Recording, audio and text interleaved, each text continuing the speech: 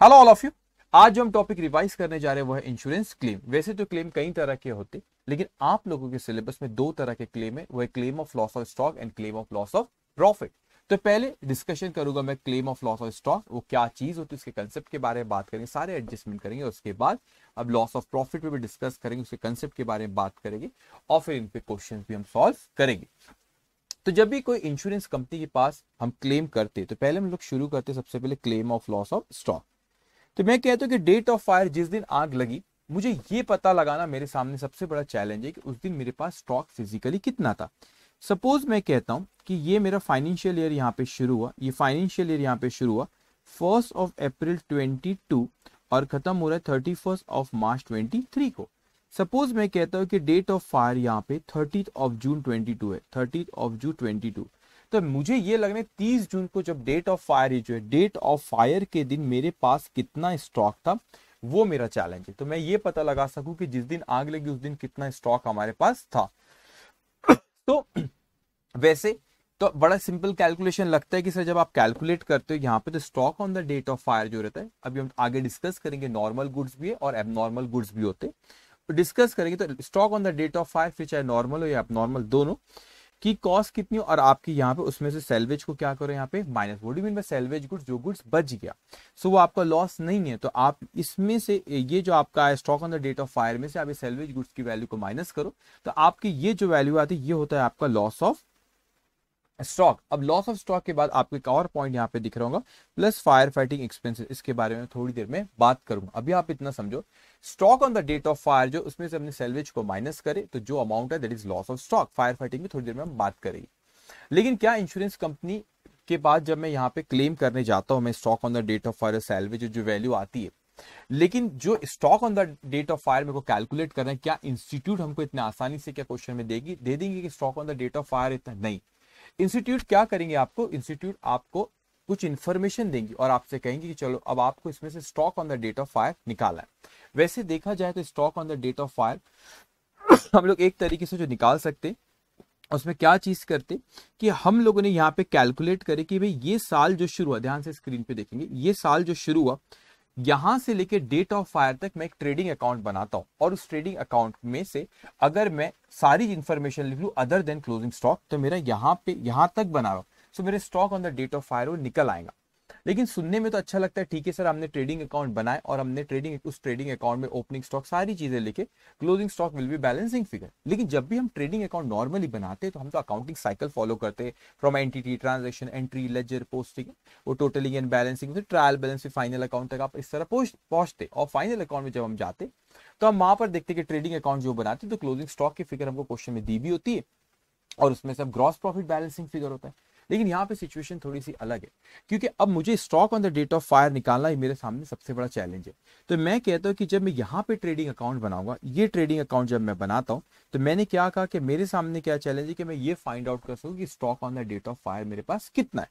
सो यहाँ कैलकुलेट करा मैंने, यहाँ पे इस पीरियड का ये, यहाँ से इस स्टार्टिंग से लेके यहाँ तक इस पीरियड का, मतलब डेट ऑफ फायर से पहले साल जब शुरू उससे डेट ऑफ फायर तक के मैं एक ट्रेडिंग अकाउंट बनाता हूँ। लेकिन आप ये ऑब्जर्व करोगे सर मुझे तो stock on the date of fire निकालना है, तो ये कोई अकाउंटिंग साइकिल से भी, ये नहीं accounting cycle of final account जो बनाते हो वो साइकिल से भी आप ये ट्रेडिंग अकाउंट नहीं बना रहे। ये एक ट्रेडिंग अकाउंट इस पीरियड का बना रहे हो जब आपका साल शुरू और डेट ऑफ फायर तक के का आप ये ट्रेडिंग अकाउंट बना रहे हो, और इसमें आप लिख रहे हो ओपनिंग स्टॉक लिख रहे हो। ओपनिंग स्टॉक हमने प्रीवियस फाइनेंशियल स्टेटमेंट से देख ली कि भाई वहां पे क्लोजिंग स्टॉक जो था वो हमारा ओपनिंग स्टॉक हो गया इस पीरियड का। फिर वहां पे कैलकुलेट करें कि हमने परचेज का फिगर सपोज हमारे पास नहीं है, ये हमने वहां पे सप्लायर जो थे उनसे कांटेक्ट करके परचेज कितना है हमारा बताओ। इस तरीके से हम लोगों ने इन्फॉर्मेशन गैदर किए और मैंने मेन कह रहा हूं, फिर मैं एडजस्टमेंट पे आता, डोंट वरी। तो ओपनिंग स्टॉक लिखा, मैंने परचेज लिखा, फिर मैंने सेल्स लिखा और कुछ डायरेक्ट एक्सपेंसेस एग्जांपल वेजेस ये मैंने यहाँ पे लिखा, और मैंने कहा कि भाई मैंने ओपनिंग स्टॉक लिखा, सेल्स लिखा, परचेज लिखा, वेजेस लिखा। अब जब हम नॉर्मल ट्रेडिंग अकाउंट बनाते हैं उसमें ग्रॉस प्रॉफिट बैलेंसिंग फिगर होती है, लेकिन मैंने कहा sir accounting is an equation, कोई एक मिसिंग फिगर को हम पता लगा सकते हैं, लेकिन यहां पर हम देखें तो दो मिसिंग फिगर है, एक तो मुझे ग्रॉस प्रॉफिट फिलहाल नहीं पता और एक क्लोजिंग स्टॉक नहीं पता। तो अकाउंटिंग इज एन इक्वेशन, कोई एक मिसिंग फिगर है तो उसको फाइंड आउट करा जा सकता है। मैं कैसे यहाँ पे पता लगाऊं, मुझे ग्रॉस प्रॉफिट भी नहीं पता, मुझे क्लोजिंग स्टॉक भी नहीं पता। आप मुझे ग्रॉस प्रॉफिट बता दो तो closing stock will be the balancing figure. वैसे तो नॉर्मल ट्रेडिंग अकाउंट जब हम बनाते हैं तो उसमें हमारा ग्रॉस प्रॉफिट ही बैलेंसिंग फिगर आती है, क्योंकि हम पूरी की पूरी अकाउंटिंग साइकिल को फॉलो करते हैं। यहाँ पे हमने कोई अकाउंटिंग साइकिल फॉलो नहीं करे, एक रफली एक अकाउंट बना रहे, उसे मेमोरेंडम ट्रेडिंग अकाउंट इसीलिए कहते क्योंकि हमने पूरी की पूरी अकाउंटिंग साइकिल फॉलो करे नहीं है। तो आप उतने सिर्फ 3 महीने 4 महीने जो भी आपका साल शुरू हो वहां से लेकर डेट ऑफ फायर तक एक आप ट्रेडिंग अकाउंट बना रहे हो, उसमें मेमोरेंडम ट्रेडिंग अकाउंट इसलिए कहते हैं कि वो अकाउंटिंग साइकिल पूरी फॉलो नहीं है।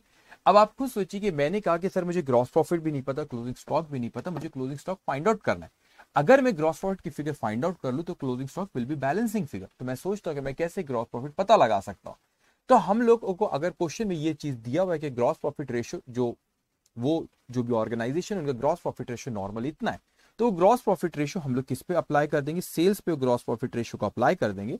जो भी आपका उस साल जो भी सेल्स हुआ उस पे ये ग्रॉस प्रॉफिट रेशियो अप्लाई करेंगे and that closing stock will be balancing figure. तो हमें ये पता चल जाएगा कि stock on the date of fire कितना है।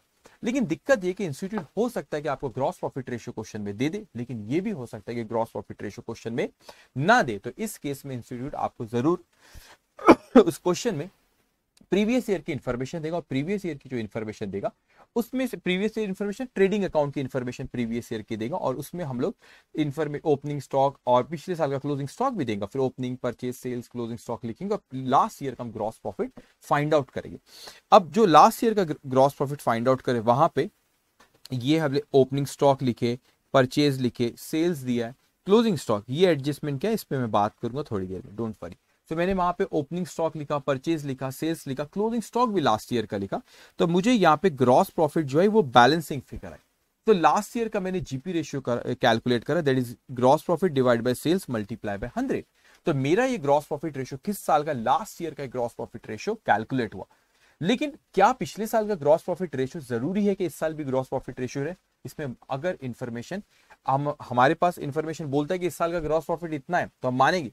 लेकिन अगर कुछ नहीं कहता तो हमारे लिए ये मानने में भी हर्ज नहीं है कि पिछले साल का जो जीपी रेशियो था वही जीपी रेशियो इस साल भी है, unless and until otherwise specified in the question. तो हम यही मानेंगे जो लास्ट ईयर का जीपी रेशियो वो इस साल का भी जीपी रेशियो उतना है। लेकिन हो सकता है कि क्वेश्चन में आपको जीपी रेशियो दे दे, लेकिन ये भी हो सकता है कि ग्रॉस प्रॉफिट रेशियो ना दे। इस केस में आपको पिछले साल की इंफॉर्मेशन देगा ट्रेडिंग अकाउंट की to find out a gross profit, and from that gross profit will calculate gross profit ratio. The same gross profit ratio will apply during the current year as well, that is from the starting of the financial year to the date of fire। उस period में हम ये GP ratio sales पे लगाएंगे और gross profit को यहाँ पे लिख लेंगे। जब आपने ग्रॉस प्रॉफिट भी लिख ली तो आपका जो यहाँ पे क्लोजिंग स्टॉक आएगा this will be stock on the date of fire. लेकिन आप इस चीज को समझना, ये जो चीज हम यहाँ पे बना रहे, अब एडजस्टमेंट पे मैं थोड़ा आऊंगा, लेकिन आप इस चीज को बहुत अच्छे समझते कि मुझे ये पर्पस है कि मैं ये मेमोरेंडम ट्रेडिंग अकाउंट से ये पता लगा सकूं कि जिस दिन आग लगी उस दिन stock on the date of fire कितना था।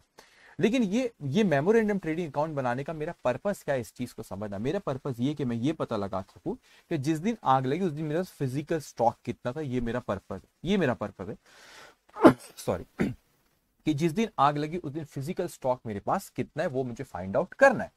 सो यहाँ पे मेरे लिए परचेज मतलब क्या है, मैं फाइनेंशियल बुक्स ऑफ अकाउंट की बात नहीं कर रहा हूं, मैं नॉर्मल अकाउंटिंग साइकिल से जो आपने फाइनेंशियल स्टेटमेंट आखिरी में बनाया उसकी बात नहीं कर रहा हूं। मेरा ये मेमोरेंडम ट्रेडिंग अकाउंट बनाने का पर्पस है कि मैं ये फाइंड आउट कर दूं कि physical stock on the date of fire मेरे पास कितना है।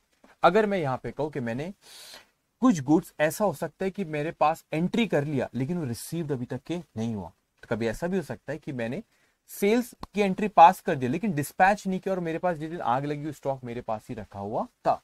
एक्चुअल में मुझे ये फाइंड आउट करना फिजिकल स्टॉक मेरे पास कितना था। तो सिर्फ इसी पोर्शन के लिए हमारे लिए परचेज मतलब क्या हुआ? परचेज मतलब परचेज एंड गुड रिसीव्ड। इस चीज को ख्याल रखना। मेरे लिए परचेज क्या है? परचेज मेरे लिए वो है कि परचेज एंड गुड्स रिसीव्ड होना जरूरी है, वो मेरे लिए यहाँ पर इंपॉर्टेंट है, क्योंकि मुझे ये देखना है कि stock on the date of physical stock on the date of fire कितना था। जब आग लगी मेरे पास शॉप या गोडाउन, मेरे पास फिजिकल स्टॉक रखा हुआ था। या मेरे लिए सेल्स का मतलब मेरा यहाँ पर था सेल्स एंड गुड्स डिस्पैच। आपने जो सेल्स करे हो ठीक है, लेकिन क्या होना चाहिए? वो गुड्स डिस्पैच होना चाहिए। सो मेरे लिए यहाँ पे परचेज का मतलब होता है कि purchase and receive, goods received होना चाहिए। और यहाँ पे डिस्पैच का मतलब क्या होता है कि जो एक्चुअल में जो आपने सेल करे गुड्स सेल और वो डिस्पैच होना जरूरी है। सो तो ही मैं यहाँ पे पता लगा पाऊंगा कि physical stock on the date of fire मेरे पास कितना अमाउंट है। सो मैंने यहाँ पे लिखा ओपनिंग स्टॉक यहाँ पे लिखे हमने, ओपनिंग स्टॉक लिखे। अब देखेंगे आप यहाँ पे कि परचेज की जब फिगर निकालने लगे तो आप परचेज वो हो सकता है कि गुड्स डिस्ट्रीब्यूटेड फ्री सैंपल। तो हमने कोई गुड्स को मैं एडजस्टमेंट भी सारे एक जगह मैंने लिख रखा, आपको सिंप्लीफाई करने यहाँ पे आप नीचे देख सकते हैं, उस पर मैं आऊंगा।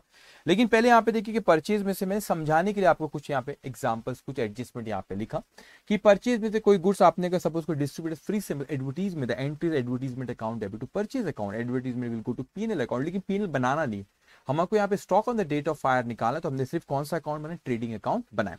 तो वो गुड्स फ्री सैंपल आप इसमें से माइनस करेंगे। कोई ड्रॉइंग्स गुड्स हुई तो उसमें से माइनस होगा। कभी कोई अनरिकॉर्डेड परचेज रहा तो अनरिकॉर्डेड परचेज क्या होगा इसमें, अनरिकॉर्डेड परचेज आपका इसमें ऐड होगा। अगर कोई ऐसा परचेज है जो आपने रिकॉर्ड नहीं करे तो अनरिकॉर्डेड परचेज इसमें क्या होगा, वो ऐड होगा। और उसके बाद से परचेज रिटर्न हो तो परचेज रिटर्न भी क्या होगा इसमें से माइनस। इस मींस के मुझे ये दिखना है कि भाई मेरे पास stock, physical stock on the date of fire कितना था। तो मैंने परचेज में जैसे कोई अगर मैंने फ्री सैंपल बांट दिया तो गुड्स चले गया तो परचेज में से माइनस करे। कोई ड्राइंग्स हुआ तो गुड्स चले गया तो आपने परचेज में से क्या करे, माइनस। परचेज रिटर्न हुआ तो परचेज में से क्या करे, माइनस। अगर आपने कोई अनरिकॉर्डेड परचेज मींस आपने कोई चीज परचेज करे हो, वो स्टॉक आपके, what do mean by purchase here, purchase means goods received, actual received होना। तो आपने गुड्स रिसीव्ड हो गया लेकिन आपने क्या करे, अभी तक उसकी एंट्री पास अगर नहीं करे तो वो अनरिकॉर्डेड परचेज को क्या करना पड़ेगा, अपने को ऐड करना पड़ेगा।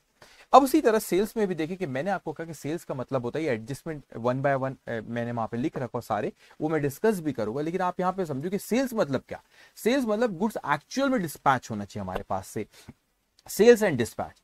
तो यहाँ पे मैं कहता हूँ कि गुड्स नॉट डिस्पैच। अगर ऐसा हो सकता है कि गुड्स हमने डिस्पैच नहीं करा, हमने सेल्स मान लिया उसको, सेल्स में एंट्री पास, सेल्स की एंट्री पास कर ली लेकिन डिस्पैच नहीं हुआ, तो ये डिस्पैच नहीं, तो physical stock on the date of fire तो हमारे पास वो stock on the date of fire वो हमारे पास क्या था, stock on the date of fire वो हमारे पास रखा हुआ था क्योंकि डिस्पैच नहीं हुआ। इसीलिए सेल्स में से क्या करे अपन ने, माइनस करे। मुझे ये नहीं पता कि फाइनेंशियल बुक्स ऑफ अकाउंट में क्या करे, मुझे यहाँ पे देखने के physical side, this memorandum trading account, ये हम ये अकाउंट इसलिए बने, मेन बुक्स ऑफ अकाउंट का पार्ट नहीं, अकाउंट हम इसलिए बना रहे कि हम ये फाइंड आउट कर सके कि stock on the date of fire हमारे पास कितना था। सो हमने इस तरीके से यहाँ पे stock on the date of fire को क्या करे बच्चों, फाइंड आउट करे कि stock on the date of fire हमारे पास कितना है। अब यहाँ पे हम देखते कुछ एडजस्टमेंट, जिससे मैंने आपको कहा goods taken for personal use, तो गुड्स पर्सनल यूज के लिए क्या करना है आपको, deduct from purchase. Goods distributed as free sample, तो आप क्या करोगे, आप यहाँ पे फ्री सैंपल आपने लिए तो उसमें से भी आप क्या करेंगे, परचेज में से माइनस। अब यहाँ पे जैसे जो पॉइंट का वो फिर goods received but in purchase invoice not yet receive. अभी क्या हुआ कि कभी कभी आपके एडजस्टमेंट आप क्वेश्चन में देखोगे आपको बोलेगा कि गुड्स रिसीव्ड हो गया था लेकिन क्या हुआ कि परचेज इनवॉइस नहीं आया। परचेज इनवॉइस क्या हुआ आपका, परचेज इनवॉइस नहीं आया। तो कभी होता है ना गुड रिसीव्ड हुआ लेकिन इनवॉइस आने का, तो आपने उसको परचेज की एंट्री नहीं पास करे, that is unrecorded purchase, that is unrecorded purchase. Invoice not yet receive, तो उसका इनवॉइस अभी तक आया नहीं है बच्चों, तो आपने क्या करे उसको आपने क्या करे वहां पे कि आपने उसको परचेज माने नहीं क्योंकि अभी तक बुक्स ऑफ अकाउंट में लिखे नहीं क्योंकि आपको इनवॉइस नहीं आया। लेकिन stock on the date of fire तो हमारे पास था, तो इसीलिए हम परचेज में क्या करते, ऐड करते।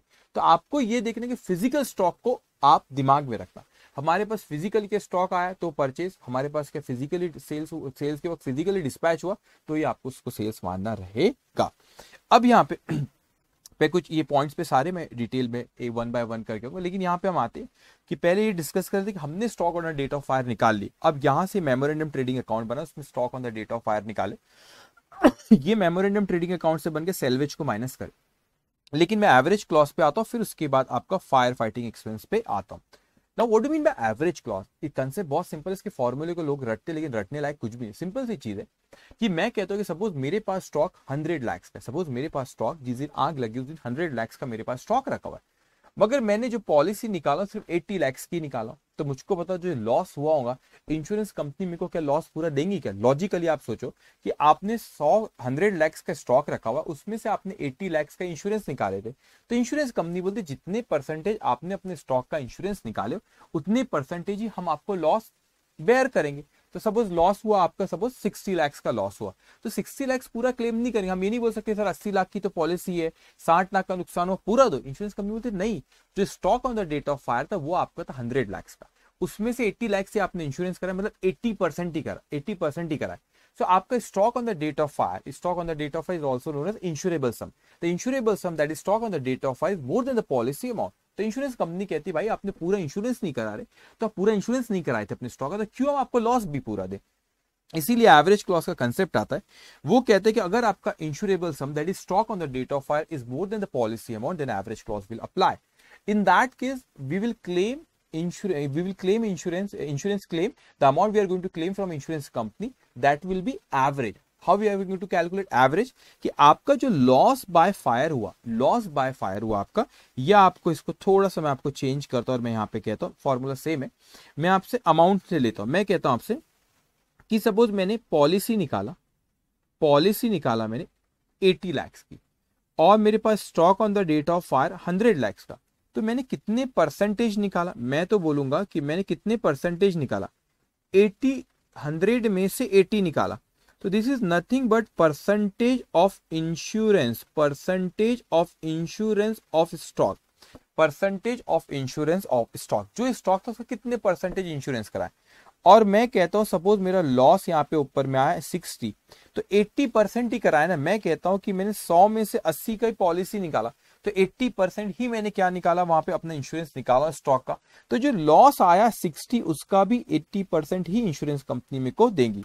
सो 80 divide by 100 multiply by 60, that's कम 48। तो इंश्योरेंस कंपनी भी मुझको कितना देंगी, 48 ही देगी। तो आप 60 क्लेम नहीं कर सकते क्योंकि आपने इंश्योरेंस पूरा नहीं किया, अंडर इंश्योरेंस। सो हम कब एवरेज क्लॉज लगता है, when stock on the date of fire is more than the policy amount, in that case average clause will apply. And how we calculate claim, the policy amount divided by stock on the date of fire multiply by loss, same thing, ठीक है। सो आपने यहाँ पे इस amount को insurance company से claim करे। अब मैं उसके बाद एक जो कंसेप्ट है फायर फाइटिंग उस पर आता हूँ, और फिर यहाँ पे मुझे आपको ये सैल्वेज से रिलेटेड कुछ और भी एक बात करना है। इस तरीके से नोट्स बनाए गए कि सारे एडजस्टमेंट इसमें आ जाए। अब ध्यान से सुनो कि फायर फाइटिंग एक्सपेंसेस होते, क्यों हम इंश्योरेंस कंपनी से इस फायर फाइटिंग एक्सपेंसेस को क्लेम करते, क्यों इंश्योरेंस कंपनी से फायर फाइटिंग एक्सपेंस क्लेम करते, इस चीज को समझना। मैं कहता हूं कि मैंने कहा stock on the date of fire minus salvage value, stock on the date of fire उसमें सैल्वेज वैल्यू माइनस किया, वो अमाउंट में वो मेरा लॉस ऑफ स्टॉक हो उसको मैं क्लेम कर रहा हूं इंश्योरेंस कंपनी से। अब क्या हुआ कि मैं कहता हूं आपसे कि मैंने जिस दिन आग लगी, फायर फाइटिंग वाले को कॉल किया और उनको बोला कि आओ, और उन्होंने आग को बुझाए। अब आग को बुझाए तो जो गुड्स आपका बच गया वो ज्यादा रहेगा, क्योंकि उन्होंने आग को बुझाने में मदद की। जो आपका पूरा का पूरा गुड्स नहीं जला, कुछ गुड्स बच गया, तो सैल्वेज गुड्स आपका ज्यादा हो गया।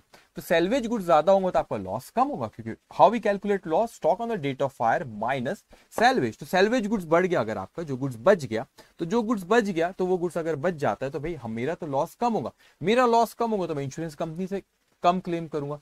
इसीलिए यहाँ पे जो फायर फाइटिंग एक्सपेंस होते हैं, जो फायर फाइटर्स जो है तो उनको जो मैंने पे करा फायर फाइटिंग एक्सपेंसेस, वो मैं इंश्योरेंस कंपनी से क्लेम करूंगा। इंश्योरेंस कंपनी बोले हम क्यों दे, तो मैंने उनको समझाया, क्योंकि वो आए, उन्होंने आग बुझाया तो गुड्स बच गए, गुड्स अगर बच गए तो नुकसान कम हुआ तो मैं आपसे क्लेम कम करूंगा। तो आपका ही तो फायदा है ना। अगर आपको नहीं देना तो मैंने आग लगने देना, मैंने जलने देना, तो मैंने नहीं बुलाना था उनको फिर।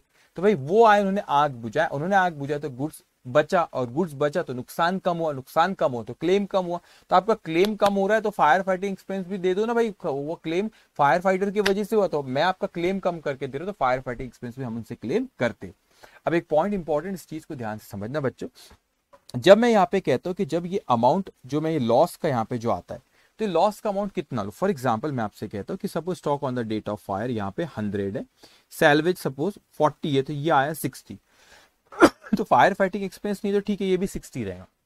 लेकिन अगर मैंने कहा कि फायर फाइटिंग एक्सपेंस क्वेश्चन में दिया आपको 10 लाख रुपए का क्लेम और यहाँ पे 70 होता है, तो क्वेश्चन ये राइज होता है बच्चों कि यहाँ पे मैं कितना लिखूं, 70 लूं, मतलब मैं ऐसे कैलकुलेट करूं कि यहाँ पे 70 पूरा एवरेज लूं, ये 60 जो कैलकुलेट करा वो 48 रहने दूं, और प्लस यहाँ पे 10 फायर फाइटिंग लेके 58 करूं। मतलब ध्यान से इस चीज को समझना, मैं कह रहा हूं कि मैंने 60 का यहाँ पे ये एवरेज क्लॉज मैंने 60 पे लगाया बिफोर फायर फाइटिंग, ये आया आपका 48 आपका आया, उसमें से मैंने कहा 10 फायर फाइटिंग, तो टोटल हो गया 58। ये एक तरीका है। दूसरा तरीका मैं बोल रहा हूँ नहीं सर, वो आपका जो 80% है, 80 डिवाइड बाय 100 मल्टीप्लाई पे पूरे 70 पे लगा दो, तो वो आता है आपका 56। तो वो मैं एवरेज को यहाँ पे पूरे 70 पे लगाऊ, तो ये आता है 56। अब इंस्टीट्यूट में अगर अपन देखें तो इंस्टीट्यूट क्या सर, इन अदर वर्ड्स क्या फायर फाइटिंग एक्सपेंसेस का भी एवरेज लेते हैं क्या। तो अगर इंस्टीट्यूट के मटेरियल में कहीं पर भी, एसएम स्टडी मटेरियल में कहीं पर भी लिखा हुआ नहीं है इंस्टीट्यूट ने कई बार सजेस्टेड में देखा गया कि उन लोगों ने कभी एवरेज फायर फाइटिंग का ले लिया और कभी एवरेज फायर फाइटिंग का नहीं ली। तो आप भी चाहो तो मैं इसका लॉजिक भी बताता हूँ, लेकिन क्या मुझे ज्यादा सही लगता है। आप भी चाहो बच्चों तो आप ये कर सकते हो कि सर आपने पूरा यहाँ पे पूरा का पूरा जो लॉस मेरा यहाँ पे 70 था उसका एवरेज ले लिया। यहाँ पे उसका एवरेज कितना है मेरा 56। और एक चीज हो सकती है यहाँ पे कि नहीं सर जो बिफोर फायर फाइटिंग आपने उसका एवरेज फायर फाइटिंग पूरा क्लेम करे। तो इंस्टीट्यूट कभी ऐसे कर देती सजेस्टेड में, कभी ऐसे कर देती। लेकिन ज्यादा बेहतर तरीका कि आप सेकंड वाला जो पूरा जो टोटल अमाउंट आपका फायर फाइटिंग जो आप क्लेम करते हो ये ऐड होता है इसमें लॉ, यहाँ पे जो लॉस हो उसमें ऐड हुआ टोटल लॉस आए। तो पूरे के पूरे जो अमाउंट आपका टोटल लॉस है उसका एवरेज क्लॉज में उस अमाउंट को लॉस कर लेना चाहिए। क्यों? लॉजिक है उसके पीछे ये कि अगर आप सेल्वेज का एवरेज ले रहे हो, सेल्वेज का एवरेज ले रहे हो, तो फिर फायर फाइटिंग का भी लो ना। जो गुड्स बच रहे उसका भी बच रहे उसका एवरेज में आप वो ले रहे हो माइनस करके जो आपको लॉस आ रहा है उसमें आप एवरेज ले रहे हो। तो फिर फायर फाइटिंग एक्सपेंसेस जो उन्होंने गुड्स बचा उसमें कुछ गुड्स इंश्योरेंस कंपनी का था, कुछ गुड्स हमारा भी रखा हुआ था, जो कुछ इंश्योरेंस कंपनी का था इंश्योर्ड था, कुछ अनइंश्योर्ड भी गुड्स था। इसीलिए फायर फाइटिंग एक्सपेंसेस को भी प्रोपोर्शनेट लेना ज्यादा लॉजिकल है। तो इसीलिए यहाँ पर हम लोग जब भी आपको एग्जामिनेशन में फायर फाइटिंग एक्सपेंस आए बच्चों, तो आपने क्या करना है सारे के सारे अमाउंट को टोटल जो आएगा उसी का यहाँ पे एवरेज क्लॉज अगर एप्लीकेबल होता है तो टोटल अमाउंट ये लॉस का यहाँ पे लेना वो ज्यादा अप्रोप्रिएट है। अब यहाँ पे हमने देखी कि ठीक है सर इस तरीके से हम लोग stock on the date of fire पहले हमने मेमोरेंडम ट्रेडिंग अकाउंट बनाए। मेमोरेंडम ट्रेडिंग अकाउंट में अगर हमको अगर क्वेश्चन में ग्रॉस प्रॉफिट रेशियो अगर दिया है तो वो अप्लाई करके, नहीं दिया तो लास्ट ईयर के ट्रेडिंग अकाउंट की इन्फॉर्मेशन आपको देंगे और लास्ट ईयर का ट्रेडिंग अकाउंट बनाएंगे, वहां पे ग्रॉस प्रॉफिट कैलकुलेट करके और वो जीपी रेशियो इस साल भी हम मानेंगे वही जीपी रेशियो और जीपी रेशियो इस साल की सेल्स में लगाएंगे तो stock on the date of fire balancing figure आएंगी। Statement of loss of stock बनाएंगे, stock on the date of fire उसमें से माइनस करेंगे सैलरी, अगर फायर फाइटिंग एक्सपेंस उसका ऐड करेंगे टोटल लॉस आएगा। Then will compare stock on the date of fire with the in policy amount. If stock on the date of fire is more than the policy amount, then average clause will apply. In that case, we are going to calculate claim policy divided by stock on the date of fire multiplied by loss of profit. That loss of profit should be the total loss of profit including the firefighting expenses. Now very important part here, sometime it में happen that कि जो insurance company है, जो insurance company salvage goods को खुद लेकर चले जाती है, तो उसमें कुछ नया मतलब ऐसा कुछ चेंज नहीं हुआ। जैसे आपने कैलकुलेट करे अभी तक सारी चीजें वैसे ही आप कैलकुलेट करोगे बच्चों, जैसे आपने अभी तक कैलकुलेट करे सारी चीज वैसे ही कैलकुलेट करोगे। और उसके बाद क्या करेंगे फिर आप कि आपने वो सैलवेज गुड्स जो हमारा गुड्स बच गया था जो बाहर वाले को हम बेचने वाले थे, अब हम इंश्योरेंस कंपनी लेकर चले गए तो हम इंश्योरेंस कंपनी से अमाउंट क्लेम करेंगे।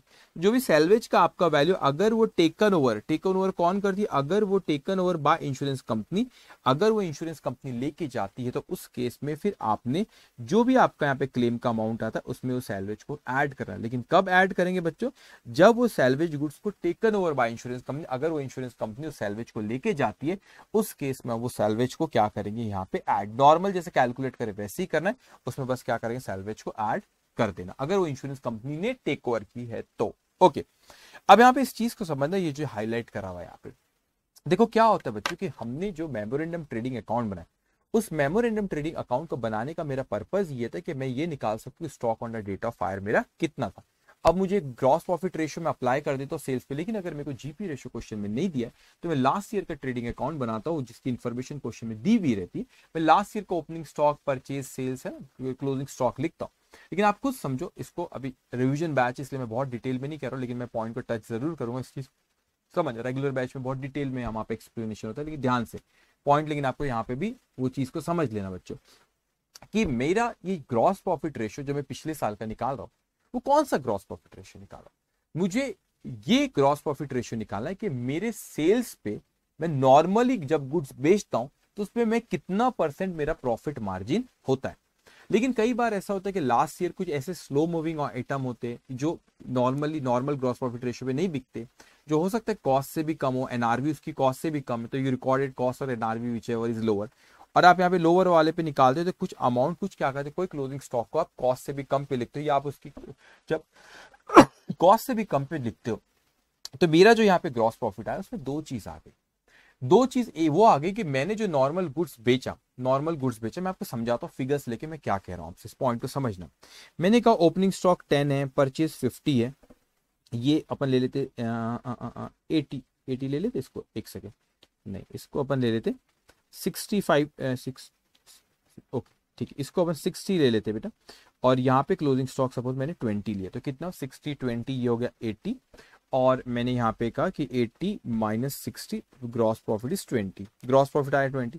तो मैंने अप्लाई कर 20 डिवाइड बाय 60 मल्टीप्लाई बाय 100, तो 20 divide by 60, 20 divide by 60 multiply by 100, तो ये मेरा आ रहा है 33.33% ये ग्रॉस प्रॉफिट रेशियो आ रहा है, समझ रहा। लेकिन मुझको जीपी रेशियो इस तरीके से, लेकिन मेरे को बाद में पता चला नहीं सर, जो आपका क्लोजिंग स्टॉक है 20, एक्चुअल में 20 है, लेकिन आपने जब पिछले साल क्लोजिंग स्टॉक लिख रहे थे आपने वहां पे 5 कम लिखे थे, 5 को राइट ऑफ कर रहे थे, कोई स्लो मूविंग आइटम होगा। तो मैंने कहा कि उसको भाई ये स्लो मूविंग आइटम होगा, मतलब भाई पहले मैं फिगर्स निकालता हूँ फिर कनेक्ट करता हूँ आपको। तो मैंने वो स्लो जो जितने से आपने पिछले साल राइट ऑफ करे थे उस अमाउंट को यहाँ पे करो ऐड। तो मैंने कहा नहीं ये 20 प्लस 5 25, ऐसा क्यों कर रहा हूँ मैं आपको 2 मिनट में बताता हूँ। अगर ये 25 रहा तो 60 plus 25 85 minus 60, here it will come 25, the profit will come here 25। तो मैं कहूंगा 25 divide by 60 multiply by 100, so 25 divide by 60 multiply by 100 that's कम 41.66%। अब आपने देखिए बच्चों कि ऐसा कोई आइटम था जो मैंने पिछले साल क्या करा था, 41 नहीं दिख रहा है स्क्रीन पे, एक सेकंड। मैं कहता हूं कि मेरा ग्रॉस प्रॉफिट आया 25, सेल्स था 60 मल्टीप्लाई बाय 100, 41.66% है। अभी फर्क दिख रहा है मुझे, मैं यहाँ पे ग्रॉस प्रॉफिट जब देखता हूँ ग्रॉस प्रॉफिट रेशियो 33.33%, यहाँ पे 41.66%। तो देखो यहाँ पे क्या चीज हुई कि ये जो ग्रॉस प्रॉफिट रेशियो आपका पहली बार में कम आया था। क्यों कम आया था बेटा, कि ऐसे कोई आइटम थे पिछले साल जो स्लो मूविंग आइटम, जो एबनॉर्मल हो, जो नॉर्मल प्राइस पे गुड्स नॉर्मल जीपी रेशियो पे जो नहीं बिकते थे, कॉस्ट से भी कम थे। तो आपने क्या करे उसको, अगर कॉस्ट से भी कम थे और आपके अगर सपोज वो क्लोजिंग स्टॉक में रखा हुआ, तो आपने क्या करे उसको राइट ऑफ करे थे, कुछ सपोज कुछ राइट ऑफ करे थे। तो आपने राइट ऑफ करे तो आपका जो पहले प्रॉफिट 20 आ रहा है उसमें दो चीज आ रहा है, एक्चुअल में तो आपका प्रॉफिट 25 है, लेकिन आपने सपोज पिछले साल उसको 5 से यहाँ पे राइट ऑफ करे थे, तो वो 5 का नुकसान भी उसमें एडजस्ट हो गया। तो जो आपने क्लोजिंग स्टॉक का वैल्यूएशन करे उसको कॉस्ट से कम हुई, तो आपने जो कम थी उसका लॉस 5 का जो नुकसान था वो भी जीपी में आ गया। तो एक्चुअल में जीपी 25 इस पे अगर आप नॉर्मल गुड्स बेचने पे आपने जीपी 25 ही आ रहा है आपका 25 लाख, लेकिन क्योंकि 5 लाख का आपका वहां पे नुकसान था, किस चीज का नुकसान था, जो आपने राइट ऑफ करे थे स्लो में, कॉस्ट को आपने क्लोजिंग स्टॉक की कॉस्ट को कम करे थे। तो ये जो 5 का नुकसान था आपका, वो उसमें ग्रॉस प्रॉफिट जो 25 लाख था उसमें 5 का नुकसान आ गया था, इसीलिए आपका 20 ही आ रहा था। लेकिन मेरे को ये जो 33.33 आ रहा है, इसका मतलब एक्चुअल में तो ग्रॉस प्रॉफिट रेशियो मेरा यहाँ पे 41.66 है, लेकिन वो 5 लाख रुपए से आपने क्लोजिंग स्टॉक को कम लिखे थे क्योंकि वो स्लो मूविंग आइटम होगा, उसकी कॉस्ट से भी कम उसके एनआरवी हो गई। तो आपने करते वो फाइनेंशियल बुक्स ऑफ अकाउंट से गलत नहीं है, फाइनेंशियल बुक्स ऑफ अकाउंट में करो जो करना है, हमको उससे कोई मतलब नहीं। यहाँ पे मेरे को वो ग्रॉस प्रॉफिट रेशियो ना जो कि नॉर्मल जब गुड्स बेचता हूँ उस पे मैं कितना कमाता हूँ वो मुझको फाइंड आउट करना है, वाला जीपी रेशियो मेरे को चाहिए।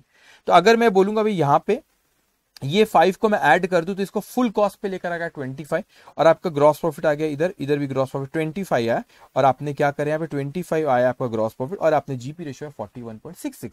तो ये जो 41.66 है वो ग्रॉस प्रॉफिट है जो नॉर्मली जब आप गुड्स बेचते हो तो उसमें नॉर्मल कितना ग्रॉस प्रॉफिट रेशियो करते हो। लेकिन अगर मैंने लास्ट ईयर इसमें कोई कॉस्ट को कम करता क्लोजिंग स्टॉक, तो वो नुकसान जो कॉस्ट को आपने कम किए थे, कम क्लोजिंग स्टॉक को जब लिखे थे, वो नुकसान भी मेरे ग्रॉस प्रॉफिट में अफेक्ट कर गया, तो नेट इफेक्ट आ गया। तो ये 25 आना चाहिए, 25 में 5 एडजस्ट हो गया तो ये 20 आया था, ये 20 आया था क्योंकि आपने क्लोजिंग स्टॉक को कम लिखे थे। इसीलिए क्लोजिंग स्टॉक जो आपका उसमें 5 जो भी आपने जितने से राइट ऑफ करो उसको ऐड करो फुल कॉस्ट। अब आपको बोलेंगे सर नहीं फाइनेंशियल बुक्स ऑफ अकाउंट में तो हमने कम लिखे, वो उससे मतलब नहीं है। हमारा यहाँ पर्पस क्या है कि मेरे को वो जीपी रेशियो निकालना है जो मैं सेल्स पे कमाता हूँ, सेल्स पे। वो स्टॉक को आपने कम करे उसका नुकसान उसमें क्यों एडजस्ट करो, मेरे को ये बताओ कि सेल्स पे मैं कितना जीपी कमाता हूँ, कितना gross profit ratio.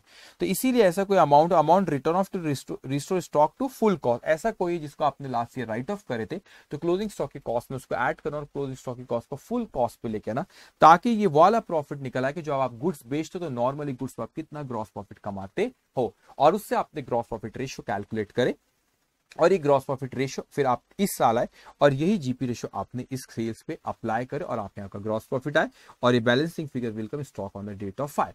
But when we prepare trading account of last year, when gross profit ratio is not given in question, in that case they will give you information of the closing stock, information of the trading account of the last year. Then we will prepare trading account of last year, we will write an opening stock plus opening stock, purchase, sales, closing stock of last year, and then gross profit, and that from gross profit we calculate gross profit ratio, and that GP ratio will apply।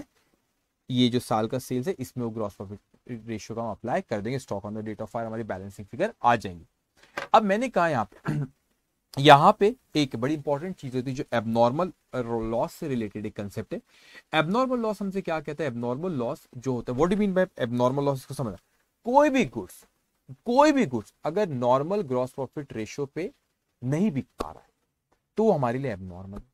तो abnormal में suppose मैं कहता हूं कि normal GP ratio मेरा 25% है, example यहाँ पे एग्जांपल हाइपोथेटिकल को ले, सपोज 30% है, मगर कोई ऐसा गुड्स है जो 30% पे नहीं बिकता है, नहीं बिक रहा है, तो वो उसको हम एबनॉर्मल आइटम यहाँ पे कह रहे हैं। तो सर क्यों ऐसा, आप उसके बारे में डिस्कस क्यों करें जो गुड्स नॉर्मल आपका ग्रॉस प्रॉफिट रेशियो पे नहीं बिक रहा, दिक्कत क्या है? दिक्कत है बच्चे, अब इस चीज को समझना। मैं कहता हूं यहाँ पे कि अगर यहां से समझो, अगर मेरा यहाँ पे जो सेल्स हुआ, अगर मेरा सेल्स सपोज यहाँ पे 100 सेल्स है और उसमें से मैं कहता हूँ कि 80 मेरा जो है वो 30% के मार्जिन पे गया और 20 का जो सेल्स है वो मेरा 15% के मार्जिन पे गया, तो मैं ये पूरे 100 पे अगर यहाँ पे 100 पे यहाँ पे बच्चों अगर यहाँ पे 100 पे अगर मैं यहाँ पे 30% नॉर्मल ग्रॉस प्रॉफिट रेशियो जो है मेरा वो पूरे 100 पे लगाओ तो यहाँ पे 30 आ जाएगा, लेकिन एक्चुअल में ग्रॉस प्रॉफिट उतना है ही नहीं। मेरे 80 पे 30% और 20 जो गुड्स था उसपे मेरा कितना 15% ही है, तो मेरे को इस तरीके से कैलकुलेट करना पड़ेगा भाई एबनॉर्मल आइटम है जो नॉर्मल ग्रॉस प्रॉफिट रेशियो पे नहीं गया। तो मैंने तो जीपी रेशियो वो कैलकुलेट करा, मेरे को क्वेश्चन में दिया या पिछले साल की इन्फॉर्मेशन से मैंने कैलकुलेट करा जो नॉर्मली गुड्स बेचता हूं तो कितना मैं ग्रॉस प्रॉफिट रेशियो कमाता हूं। तो वो जीपी रेशियो अगर मैं पूरे के पूरे पे लगा दूं, क्योंकि ये सेल पूरा का पूरा ऐसा नहीं है 100 का जो नॉर्मल जीपी रेशियो पे बिका है, कुछ नॉर्मल है कुछ एबनॉर्मल है, तो मैं अगर पूरे के पूरे पे नॉर्मल रेशियो लगा दूंगा तो यहाँ का जो अमाउंट आएगा वो गलत अमाउंट आ जाएगा ग्रॉस प्रॉफिट। ये ग्रॉस प्रॉफिट गलत आएगा तो stock on the date of fire भी गलत आ जाएगा। तो क्यों ना हम ऐसा करें कि हम लोग जो एबनॉर्मल आइटम है उन लोगों को अलग कर देते। हमने क्या करे, जो भी एबनॉर्मल आइटम है उन एबनॉर्मल आइटम को क्या करते हम लोग अलग कर देते। क्यों? क्योंकि मैं एबनॉर्मल आइटम जो नॉर्मल ग्रॉस प्रॉफिट रेशियो पे बिके नहीं है। तो जब भी कोई क्वेश्चन में एबनॉर्मल आइटम रहेगा, यहाँ पे एबनॉर्मल आइटम का मतलब क्या है, जो नॉर्मल ग्रॉस प्रॉफिट रेशियो पे बिका नहीं है। तो जब भी कोई एबनॉर्मल आइटम रहा तो मैं जब मेमोरेंडम ट्रेडिंग अकाउंट बनाऊंगा उसमें 3 कॉलम आ जाएंगे, एक नॉर्मल, एक एबनॉर्मल और एक टोटल। तो जैसे कि आप यहाँ पे स्क्रीन पे देख रहे होंगे, एक नॉर्मल, एक एबनॉर्मल और एक टोटल, नॉर्मल, एबनॉर्मल और टोटल। ओके, सो अब क्या हो यहाँ पे नॉर्मल, एबनॉर्मल, टोटल। अब हमने क्यों ऐसा करें, क्योंकि सर मैं चाहता हूं जो भी एबनॉर्मल से रिलेटेड इन्फॉर्मेशन है, फिर ओपनिंग हो या कोई और हो या सेल्स हो, जो भी एबनॉर्मल से रिलेटेड इन्फॉर्मेशन मैं किस कॉलम में लिखूं, एबनॉर्मल आइटम के कॉलम में उसको मैं लिखूं। क्यों ऐसा लिखूं? क्योंकि उस पे मेरा जो जीपी रेशियो है वो नॉर्मल जीपी रेशियो, वो मेरा नॉर्मल जीपी रेशियो जो भी है वो एबनॉर्मल आइटम पे नॉर्मल जीपी रेशियो अप्लाई नहीं हुआ। लेकिन जो एबनॉर्मल आइटम हो सकता है कि लॉस में बिका हो सकता है कोई और जीपी रेशियो में बिका हो, तो वो मैं कैसे पता लगा? Don't worry about that, question में एबनॉर्मल आइटम के बारे में आपको हमेशा दिया रहेगा कि एबनॉर्मल आइटम किस रेशियो में बिका या कोई नुकसान पे बिका, उसके बारे में आपको इन्फॉर्मेशन वो क्वेश्चन में दिया हुआ रहेगा। जब क्वेश्चन में आपको उसके बारे में दिया हुआ है बच्चों, यहाँ पे क्वेश्चन में इसके बारे में इंफॉर्मेशन दिया है आपका एबनॉर्मल आइटम, तो मैं यहाँ पे इंफॉर्मेशन जो लिखूंगा नॉर्मल के बारे में नॉर्मल में, एबनॉर्मल की इंफॉर्मेशन एबनॉर्मल में, और फिर टोटल। उसी तरह आप डेबिट में, उसी तरह क्रेडिट में आप ऐसे 3 कॉलम इसलिए बना रहे क्योंकि जो जीपी रेशियो में नॉर्मल सेल्स पे लगाऊंगा ये एबनॉर्मल सेल्स पे जीपी रेशियो नहीं लगा सकता। But what about the abnormal sale, उसके बारे में इंफॉर्मेशन हमको क्वेश्चन में दी भी रहेंगी कि एबनॉर्मल सेल आपका कितने के नुकसान पे गया। अभी हम क्वेश्चन करेंगे मास्टर्स क्वेश्चन, उसमें भी पॉइंट्स आएंगे, इसी तरह के क्वेश्चन में सेलेक्ट वहां पे किया हूं, हम लोग वहां पे भी डिस्कस करेंगे। तो वो रेशियो जो भी इंफॉर्मेशन क्वेश्चन में उसको अप्लाई करेंगे, नॉर्मल और एबनॉर्मल को अलग ट्रीटमेंट करेंगे। अब यहाँ पे जो आपका स्टॉक आएगा, नॉर्मल का स्टॉक आएगा, एबनॉर्मल का, that stock will write here normal stock plus abnormal, that will be the total stock on the date of fire minus salvage plus firefighting expense, this is the total amount of loss. Okay, अब यहाँ पे मैंने आसान करने के लिए adjustments को यहाँ पे लिखो, ध्यान से आप इसको सुनेंगे बेटा। मैंने पहले एडजस्टमेंट कहा कि goods taken for personal use, अपन क्या करेंगे पर्सनल यूज के लिए लेके अपन क्या करेंगे परचेज में से माइनस उसके बाद goods distributed as free sample, आपने गुड्स क्या करे फ्री सैंपल में goods distributed as free sample आपने बांटे, वो भी परचेज में से क्या करेंगे माइनस। अब यहाँ पे मेरा पर्पस ये कि मेरा जो स्टॉक आ रहा है that should be the stock on the date of fire, मेरे पास फिजिकल स्टॉक कितना था। तो थर्ड पॉइंट कहता है मुझसे कि गुड्स लाइंग विद कंसाइनी, मैंने कंसाइनी को गुड भेजा था, मैं मानता हूं मैं कंसाइनर हूं, मालिक मैं ही हूं, वो जो गुड्स कंसाइनी के पास रखा मालिक मैं ही हूं उन गुड्स का, मैं ही ओनर हूं। लेकिन मेरा पर्पस मेमोरेंडम ट्रेडिंग अकाउंट बनाने का ये कि मैं ये फाइंड आउट कर सकूं stock on the date of fire कितना अमाउंट है, फिजिकल स्टॉक हाउ मच आया, स्टॉक फिजिकली मेरे पास कितना था। तो ये गुड्स ओनर मैं हूं, कंसाइनी के पास रखा हुआ। Financial statement, financial books of account जो आप बनाएंगे उसमें लिखो ना स्टॉक, क्लोजिंग स्टॉक में कैटेगरी आ गए विद कंसाइनी, फिर उसके बाद विद कस्टमर भी रहता है, सेल्स ऑन अप्रूवल वाले भी पॉइंट आएंगे। वो और कुछ हमारे पास रखा। मेरे लिए यहाँ पे वो इंपॉर्टेंट है कि मेरे पास फिजिकल स्टॉक कितना रखा हुआ है। सो मैंने कहा कि मेरे पास कंसाइनी के पास रखा, मेरे पास वो नहीं था, तो आपने क्या करें यहाँ पे ट्रेडिंग अकाउंट, उसको हम क्या कर देंगे, credit side of memorandum trading account. अगर आप ट्रेडिंग को क्रेडिट करोगे, ऑब्वियसली जो physical stock on the date of fire उसकी बैलेंसिंग फिगर कम होंगे, आप क्रेडिट में लिखोगे तो उसको। ओके, अब sales include goods not yet dispatch. कई बार ऐसा होता है बच्चों कि आपने क्या करे कि गुड्स को सेल्स हुआ, लेकिन सेल्स इंक्लूड हुआ, सॉरी सेल्स में इंक्लूड है, सेल्स में वो हमने इंक्लूड करे लेकिन वो अभी तक डिस्पैच नहीं हुआ। तो मेरे लिए सेल्स का मतलब यह होता है सेल्स एंड डिस्पैच। मेरे लिए सेल्स का मतलब सेल्स एंड डिस्पैच, ये मेरा सेल्स का मतलब है। तो अगर मैंने डिस्पैच नहीं हुआ और सेल्स में मान लिए, तो what we will do, we will deduct from sales. हम सेल्स में से क्या करेंगे बच्चों, माइनस। उसके बाद वो हमसे कहता है goods received but purchase invoice not yet receive. यहां पर आया था दैट इज अनरिकॉर्डेड परचेज, मतलब गुड्स हमारे पास रिसीव्ड हो गया लेकिन परचेज इनवॉइस नहीं आया तो हमने उसको परचेज रिकॉर्ड नहीं करे, लेकिन गुड्स रिसीव्ड हो गया था तो it should be recorded as purchase because we want to find out how much is the physical stock.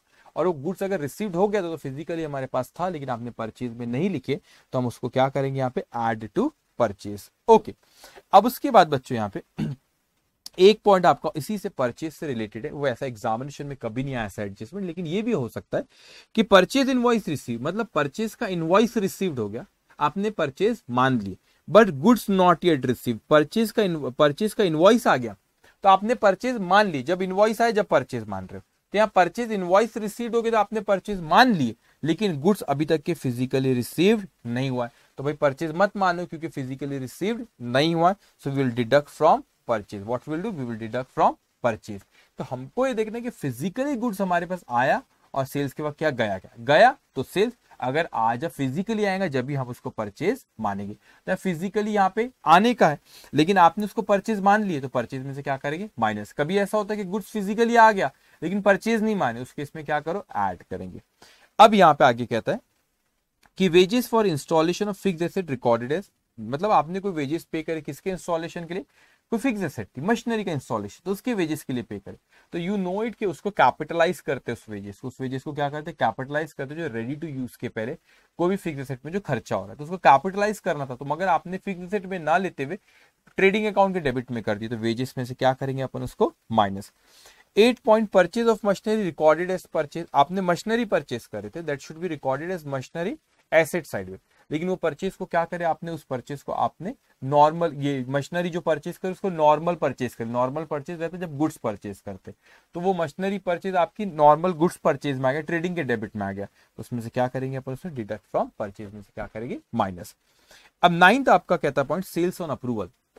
अब सपोज इस चीज को अच्छे समझना, आपने ये फाउंडेशन लेवल पे सेल्स ऑन अप्रूवल पढ़े लेकिन आपको इसके बेसिक पॉइंट्स पता है कि भाई सेल्स में कब मानता हूं, सेल्स में कब मानता है कि मैंने आपको what is sales on approval, पहले वो समझ लो। सेल्स ऑन अप्रूवल मैंने कहा कि सेल्स ऑन अप्रूवल चीज होती है कि आप, सपोज मेरे पास कस्टमर हो, आप मेरे पास आए कि आपने बोले कि गुड्स चाहिए, मैंने बोला ठीक है, मगर आपने बोले नहीं अभी हमको, सपोज आप मेरे पास आपने बोले कि अभी नहीं लेना चाहते, मैंने आपको फोर्स किया, नहीं आप लेकर जाओ, घर की बात है, वैसे घर की बात रहती नहीं बोलने के लिए, अरे घर की बात है लेकर जाओ, पसंद आए रखना, नहीं है तो वापस कर देना, मैंने कहा आपसे, तो आपने गुड्स को लेकर चले गए।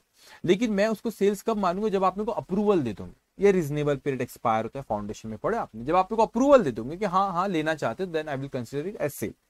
अब क्या होता है यहाँ पे कि मैंने कहा कि आपके कुछ गुड्स क्वेश्चन में ऐसा एडजस्टमेंट दे सकते हैं, शायद अभी अपन मास्टर्स क्वेश्चन में भी आएगा कि आपने जब गुड्स मैंने सेल्स ऑन अप्रूवल पे दिया तो ऐसा हो सकता है कि नो अप्रूवल रिसीव और नो अप्रूवल रिसीव नहीं हुआ उसमें से, और अगर हमने उसको अप्रूवल रिसीव नहीं मतलब ये सेल नहीं होना चाहिए, और अगर आपने उसको सेल्स मान ली, कभी बोलते सेल्स में इंक्लूड ऐसी फिगर है जिसका अप्रूवल नहीं आया, तो भाई सेल्स मान ली लेकिन अप्रूवल आया क्या, नहीं, तो सेल्स होना, सेल्स नहीं हुआ, अप्रूवल होने पर ही सेल्स होता है, तो डोंट कंसीडर एज सेल, हम उसको एज ए सेल्स मानते नहीं, और सेल्स की फिगर में से क्या करते, माइनस। मगर कौन सी फिगर, सेल्स वैल्यू, जो जिसका अप्रूवल नहीं है उसकी सेल्स वैल्यू, वो क्या करते हैं अपन, सेल्स में से माइनस। अब बड़ा इंपॉर्टेंट पार्ट है जो मैं आपको ये जो हाईलाइट करा मैं, लेकिन मैं मानता हूं आपसे कि जो गुड्स मैंने अप्रूवल पे भेजा, सेल्स ऑन अप्रूवल पे दिया था, जो अप्रूवल नहीं आया उसको मैंने सेल्स नहीं माना था, मैंने सेल्स मान दिया, तो मैंने सेल्स में से माइनस करा। बट मुझको आपको ये नहीं लगता कि हमको क्या फाइंड आउट करना है, हमको ये फाइंड आउट करना है कि physical stock on the date of fire मेरे पास कितना रखा हुआ था। So I want to find out how much the physical stock on the date of fire, तो फिजिकल स्टॉक कितना था डेट ऑफ फायर पे वो मेरे को पता लगाना।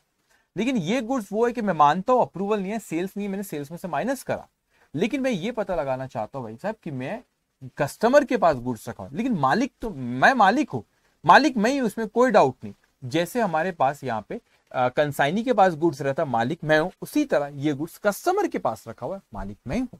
तो कस्टमर के पास जब ये गुड्स रखा हुआ है, मेरे मालिक मैं ही हूं, क्योंकि आपने अप्रूवल नहीं दी तो मैंने सेल्स में तो माइनस कर दिया, लेकिन मालिक तो मैं ही हूं। तो this is like cost of goods with customer, मेरा गुड्स जो कस्टमर के पास रखा हुआ है। So it's like a closing stock for me, लेकिन ये क्लोजिंग स्टॉक फिजिकली मेरे पास नहीं था। क्लोजिंग स्टॉक जो कंसाइनी के पास स्टॉक रखा उसका भी मालिक मैं हूं, जो कस्टमर के पास स्टॉक रखा अभी तक जो सेल नहीं हो उसका भी मालिक मैं हूं। तो ये वो स्टॉक है जो कस्टमर के पास रखा हुआ है, that should be credited to trading account. Understand this point. I want to find out closing stock on the date of fire. Suppose here the closing stock, मैं कहता हूं कि क्लोजिंग स्टॉक मेरे पास है ऐसा है जो विद कंसाइनी के पास रखा, मालिक मैं ही हूं, विद कंसाइनी के पास रखा। मैंने कहा बच्चों कि कस्टमर के पास रखा, सेल्स ऑन अप्रूवल पे देता, मालिक मैं हूं, और मेरे पास कहते फिजिकल मेरे पास इतना रखा हो। तो मुझे ये तीनों में से ये फिगर निकालना है कि फिजिकल मेरे पास कितना था। तो ये दो चीज को, जो मेरे पास कंसाइनी के पास रखा और जो मेरा कस्टमर के पास रखा, मैं ट्रेडिंग में क्रेडिट कर दूंगा। तो ऑटोमेटिक ये वाली फिगर मेरी बैलेंसिंग आएगी, physical stock on the date of fire मेरे पास कितना था।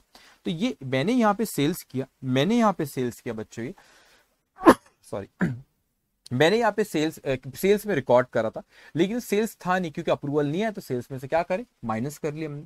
मगर ऐसा गुड्स है जो कस्टमर के पास रखा, मालिक में ही, तो उस गुड्स की कॉस्ट निकालते हो, सेल वैल्यू ऑफ जिसका अप्रूवल नहीं है उसकी कॉस्ट निकालते हो। ट्रेडिंग अकाउंट को क्या कहते हैं, credit side of memorandum trading account, cost of goods with customer, even though मालिक मैं ही हूं, उसको क्रेडिट करोगे तो balance will be physical stock on the date of fire. अब ऐसा भी होता है सेल्स ऑन अप्रूवल पे कि अप्रूवल रिसीव्ड हो गया, इसको कंसीडर एज सेल, और सेल्स में ऑलरेडी रिकॉर्ड है, तो यहाँ पे आपको कुछ भी करने की जरूरत नहीं है, कुछ भी करने की आपको यहाँ पे जरूरत नहीं है। ओके, तो इस तरीके से हम लोग एडजस्ट करते हैं। तो अब ध्यान से सारी चीजें जो रिलेटेड टू आपकी claim of loss of stock थी वो मैंने यहाँ पे आपको समझाया। अब मैं एक बार आपको एक्सप्लेन, एक बार रिवाइज कर लेते हैं हम इसको, और इसके ऊपर क्वेश्चंस करते, और उसके बाद फिर लॉस ऑफ प्रॉफिट की बात करेंगे। अब क्या हुई चीज यहाँ पे, how we calculate claim, step number 1, we want to find out how much stock on the date of fire. So how we calculate first of all, how we calculate the claim of loss of stock. The step is stock on the date of fire minus salvage value plus firefighting expense, that will be the total loss of stock. Now how we calculate stock on the date of fire? For that we prepare memorandum trading account in which we write opening stock, purchase, sales, okay, all the adjustment we do in memorandum trading account, and we write down the gross profit as well. Now how we calculate gross profit? The gross profit ratio may be given in question, that gross profit ratio will apply to the sales, and we will write down gross profit. The balancing figure will be stock on the date of fire. It may happen in some question that the gross profit ratio of the current year is not given. In that case, they will give the information of the last year trading account. We will prepare last year trading account. We will write down opening stock, purchase, sales, closing stock, all, and the gross profit we will find out by preparing that trading account, and we'll apply the GP ratio. We'll calculate the GP ratio. We'll apply the formula of GP ratio. We calculate GP ratio of last year and then apply the same GP ratio during the current year. If you write down the gross profit of the current year, then that balancing figure will be the stock on the date of fire. The stock on the date of fire will write down the statement of loss of stock, will deduct the salvage, and then they add, if any firefighting expense is given in question, will add firefighting expense, that will be the total loss of stock. After that, we will see whether the average clause will apply or not. We will see insurable sum, that is stock on the date of fire. If stock on the date of fire is more than the policy amount, in that case the average clause will apply, because it is a case of under insurance. For example, if we stock on the date of fire is 100 lakhs and the policy amount is just 80 lakh, it means it is a case of under insurance. In that case, that is the percentage of insurance of stock, in this proportion only the loss will be bear by insurance company. So we'll apply the formula of average clause, that is the policy amount divided by stock on the date of fire multiplied by loss by fire. This is all the discussion about claim of loss of stock. अब उसके ऊपर अपन, अच्छा एक और चीज, sorry, abnormal loss, जो abnormal item रहते हैं उसको अलग करते हैं। क्यों हम उसको अलग करते हैं? क्योंकि हमें वो गुड्स पे हम नॉर्मल जीपी रेशियो लगाते हैं जो नॉर्मल ग्रॉस प्रॉफिट रेशियो में बिका। अब एबनॉर्मल आइटम जो नॉर्मल ग्रॉस प्रॉफिट रेशियो में नहीं बिका, तो हम उसमें क्या करेंगे, उसको हम अलग से करते हैं, उसके बारे में इंफॉर्मेशन हमको क्वेश्चन में दी हुई होती है। तो सारे एडजस्टमेंट जो आते हैं जनरली, सारे एडजस्टमेंट मैंने समराइज करके आपको यहाँ पे लिख दिया। It will help you. तो एग्जामिनेशन के पहले बस इतना पढ़ के चले जाना, सारी चीजें claim of loss of stock की यहाँ पे कवर हो गई है। मैं इसके बाद लॉस ऑफ प्रॉफिट, जिसको कॉन्सिक्वेशनल लॉस पॉलिसी भी कहते, उसको मैं आपसे काफी यहाँ पे मैं आपसे डिस्कस करूंगा, लेकिन उससे पहले मैं चाहता हूँ कि आपसे ये जो आपके लॉस ऑफ स्टॉक है उसके क्वेश्चंस हम लोग कर ले। तो आप लोग यहाँ पे आएंगे मास्टर सम्स में क्वेश्चन नंबर 1। ओके, हमसे कहता है on 30th of March 2018 fire occurred in the premises of Messrs Alok and Company. The concern had taken an insurance policy for rupees 1,20,000 which was subject to the average clause. From the books of account the following particulars are available relating to the period 1st January to 30th of March. अब देखो यहाँ पे कब आग लगी, 30 मार्च को, तो information उसने 1 जनवरी से 30 मार्च की दी, तो उनका साल 1 जनवरी को शुरू हो रहा होगा। अब बहुत सिंपल है बच्चों, stock as per balance sheet on 31 December 2017 पिछले साल का 1,91,200, तो ओपनिंग स्टॉक लिखे 1,91,000, तो पिछले साल का क्लोजिंग स्टॉक, इस साल का ओपनिंग स्टॉक मेमोरेंडम ट्रेडिंग में। फिर परचेज है आपका 3,40,000, लेकिन उसमें 60,000 का परचेज ऐसा है जो आपने मशीनरी परचेज की, तो जो नॉर्मल परचेज में आ गया, तो 3,40,000 में से 60 माइनस करेंगे 2,80,000। वेजेस है आपका 1 लाख, लेकिन 6,000 रुपए का ऐसा वेजेस है जो इंस्टॉलेशन के लिए हो, तो वो फिक्स एसेट की कॉस्ट में ऐड होना चाहिए। तो वेजेस आपने 1 लाख में से 6,000 रुपए माइनस करते आ गया आपका 94,000। अभी सेल्स को समझना, सेल्स कहता है कितने का, सेल्स कितने का आपका 5,50,000 रुपीज का आपका सेल्स है।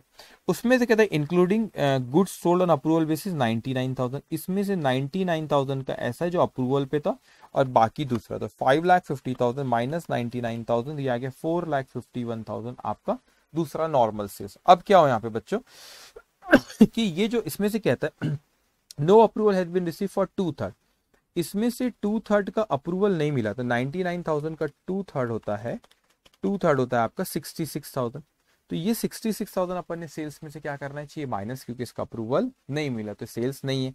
तो अप्रूवल 1/3 का मिला, तो अप्रूवल यहाँ पे आएगा 33,000, तो सेल्स एक्चुअल में 33 और 451 है, तो 4,51,000 प्लस 33, तो ये आता है आपका 4,84,000, यू कैन सी 4,84,000 ये।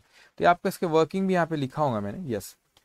Since no approval for the sale has been received for the goods of rupees 66,000, 2/3 of 99,000, hence these should be valued at cost 66,000 minus, अच्छा वैल्यूड एट कॉस्ट पे आता है एक्चुअल सेल 4,84,000, ये आपका 5,50,000 में था जिस पर अप्रूवल नहीं मिला, उसको माइनस करें 4,84,000।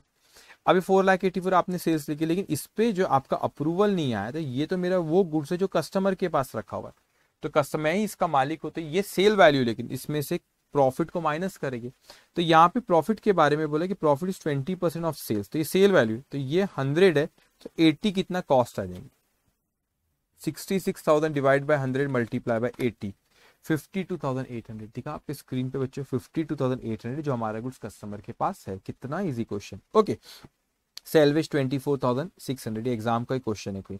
तो आपने यहाँ पे जीपी रेशो आपको दिया 20% ऑन सेल्स, 20% ऑन सेल्स बोला, इसका मतलब हम लोगों को यहाँ पे 20% बताया, तो पिछले साल का ट्रेडिंग अकाउंट बनाने की जरूरत नहीं है। तो आपने 4,84,000 पे 20% कैलकुलेट करें, 4,84,000 पे 20% calculate 96,800, this stock on the date of 1,25,200। अब देखो ये तो उसने ऐसी इन्फॉर्मेशन के लिए दिया कि फाइनेंशियल स्टेटमेंट पर्पस के लिए क्लोजिंग स्टॉक, ठीक है भैया, वहां पर क्लोजिंग स्टॉक ये भी रहेगा ना, गुड्स विद कस्टमर भी रहेगा, ये भी रहेगा, ओके ठीक है, लेकिन हमको यहाँ पे देखना है फिजिकल स्टॉक हमारा कितना है। तो stock on the date of fire ऊपर कैलकुलेट करें 1,52,000, सॉरी 1,25,200। अब देखो यहाँ पे जिस दिन आग लगी ये स्टॉक हमारे पास कितना था, 1,25,200, लेकिन यहाँ पे पॉलिसी अमाउंट कितने की थी, क्वेश्चन में दी 1,20,000 की, तो मेरी पॉलिसी अमाउंट जो है वो पॉलिसी अमाउंट है 1,20,000 की। अब आप मेरे को बताओ कि जिस दिन आग लगी stock on the date of fire कितना 1,50,500 और आपने पॉलिसी अमाउंट 1,20,000, मतलब पूरा का पूरा स्टॉक इंश्योर्ड नहीं था। It is a case of under insurance, therefore average clause will apply. Stock रखा 1,25,200, पॉलिसी निकाले 1,20 की, तो पूरा का पूरा स्टॉक इंश्योर्ड नहीं था।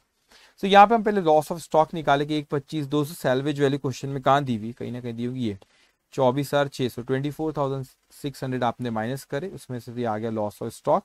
तो यहाँ पे एवरेज क्लॉज अप्लाई होगा, तो मैंने यहाँ पे पॉलिसी अमाउंट ही 1,20,000 की, stock on the date of 1,25,200, तो 1,20,000 डिवाइडेड बाय 1,25,200, अगर आप 1,20,000 डिवाइड बाय 1,25,200 आप करते हो तो दैट्स कम 0.95 कुछ ऐसा, 95% समथिंग आपने इंश्योर्ड कराया अपने स्टॉक को, तो लॉस का भी उतना ही क्लेम मिलेगा। तो लॉस आपका कितना है 1 लाख कुछ आ रहा है, कितना आ रहा है भाई 1,06,000, तो 1,06,000 उसको आप मल्टीप्लाई करेंगे, तो मल्टीप्लाई बाय 1,06,000, तो ये आपका 4,96422, ये आपका क्लेम आ गया। सिंपल, इतने सिंपल रहते बच्चों। एक और क्वेश्चन पे हम देखते हैं। यहाँ पे हमसे कहते हैं कि fire occurred in the premises of mister B and company on 30 September 2019 the fire had taken an insurance policy for rupees 1,20,000। यहाँ पे पॉलिसी में यहाँ पर भी 1,20,000।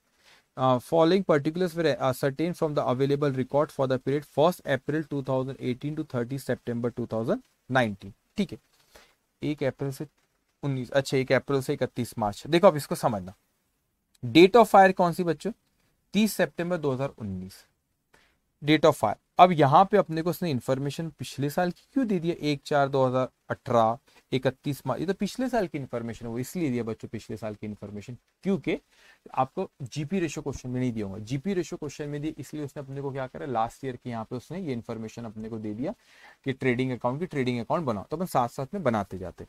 अब ये देखो, स्टॉक एट कॉस्ट ऑन 1 अप्रैल 2018 2,11,000, कौन से, पिछले साल का ओपनिंग स्टॉक।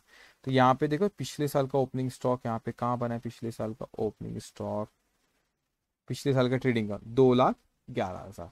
ओके, उसके बाद अपने से यहाँ पे उसने कहा 2,52,000 पिछले साल का क्लोजिंग स्टॉक, इस साल का ओपनिंग स्टॉक 2,52,000, इसमें एडजस्टमेंट, इसलिए उसको इनर कॉलम पे लिखा उसने 2,52,000। उसके बाद परचेज है 18-19 पिछले साल का परचेज 6,55,000, ये वेजेस भी पिछले साल का 82,000, ये सेल्स भी पिछले साल का 8,60,000। तो ये मैं लिख लूँ पहले, यहाँ पे लिख लूँ, मतलब यहाँ देख लो, ये परचेज है 6,55,000, आपका सेल्स 8,60,000 और वेजेस है आपका बच्चों 82,000।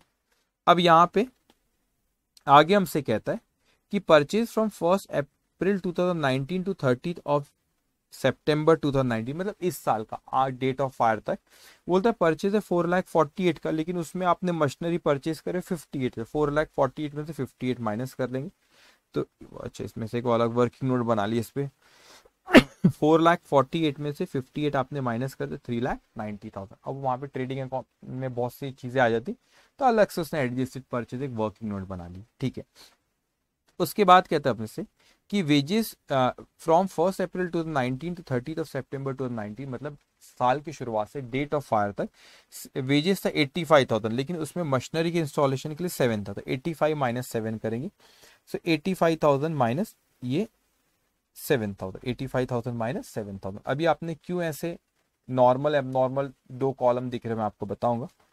ओके, ऐसे क्यों दिख रहे हैं अपन उसको देखेंगे। उसके बाद आगे कहता है कि सेल्स यहाँ पे 1 अप्रैल से लेके 30 सितंबर 6,02,000, लेकिन इस पे कोई एडजस्टमेंट है बच्चों, तो मैं आगे बात करता हूँ।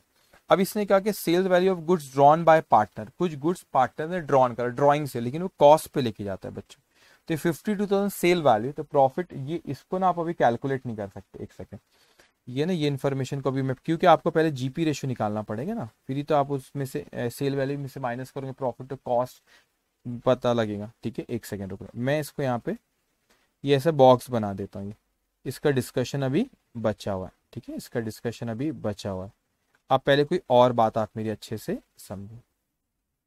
ओके, कोई और बात आप मेरी अच्छे से समझिए अभी। अब ये पैरा बड़ा इंपॉर्टेंट है और इंस्टीट्यूट का फेवरेट पैरा है, कई बार एग्जामिनेशन में इंस्टीट्यूट इस तरह का पैरा देती है। ठीक है, ध्यान से समझना। While valuing the stock at 31st March 2019, rupees 8,000 were written off in respect of a slow moving item। उसने कहा पिछले साल का जब क्लोजिंग स्टॉक कैलकुलेट कर रहे थे तो उसमें से 8,000 रुपए ने राइट ऑफ करे थे, स्लो मूविंग आइटम था, लेकिन मेरे को तो फुल कॉस्ट पे चाहिए, क्योंकि मेरे को जीपी रेशो जो भी मेरे नॉर्मल ग्रॉस प्रॉफिट रेशियो को अफेक्ट करेगा मैं उसको एडजस्ट करूंगा, सिंपल सी बात। तो मेरा 8,000 रुपए आपने राइट ऑफ करे थे, क्योंकि स्लो मूविंग आइटम थे, स्टॉक का आपने पिछले साल इतने से कम रखे थे, तो वो आप यहाँ पे ऐड करते हो 8,000 रुपए, इसको टोटल कॉस्ट पे लाते हो, फिर ये ग्रॉस प्रॉफिट आपका निकलता है 1,72,000।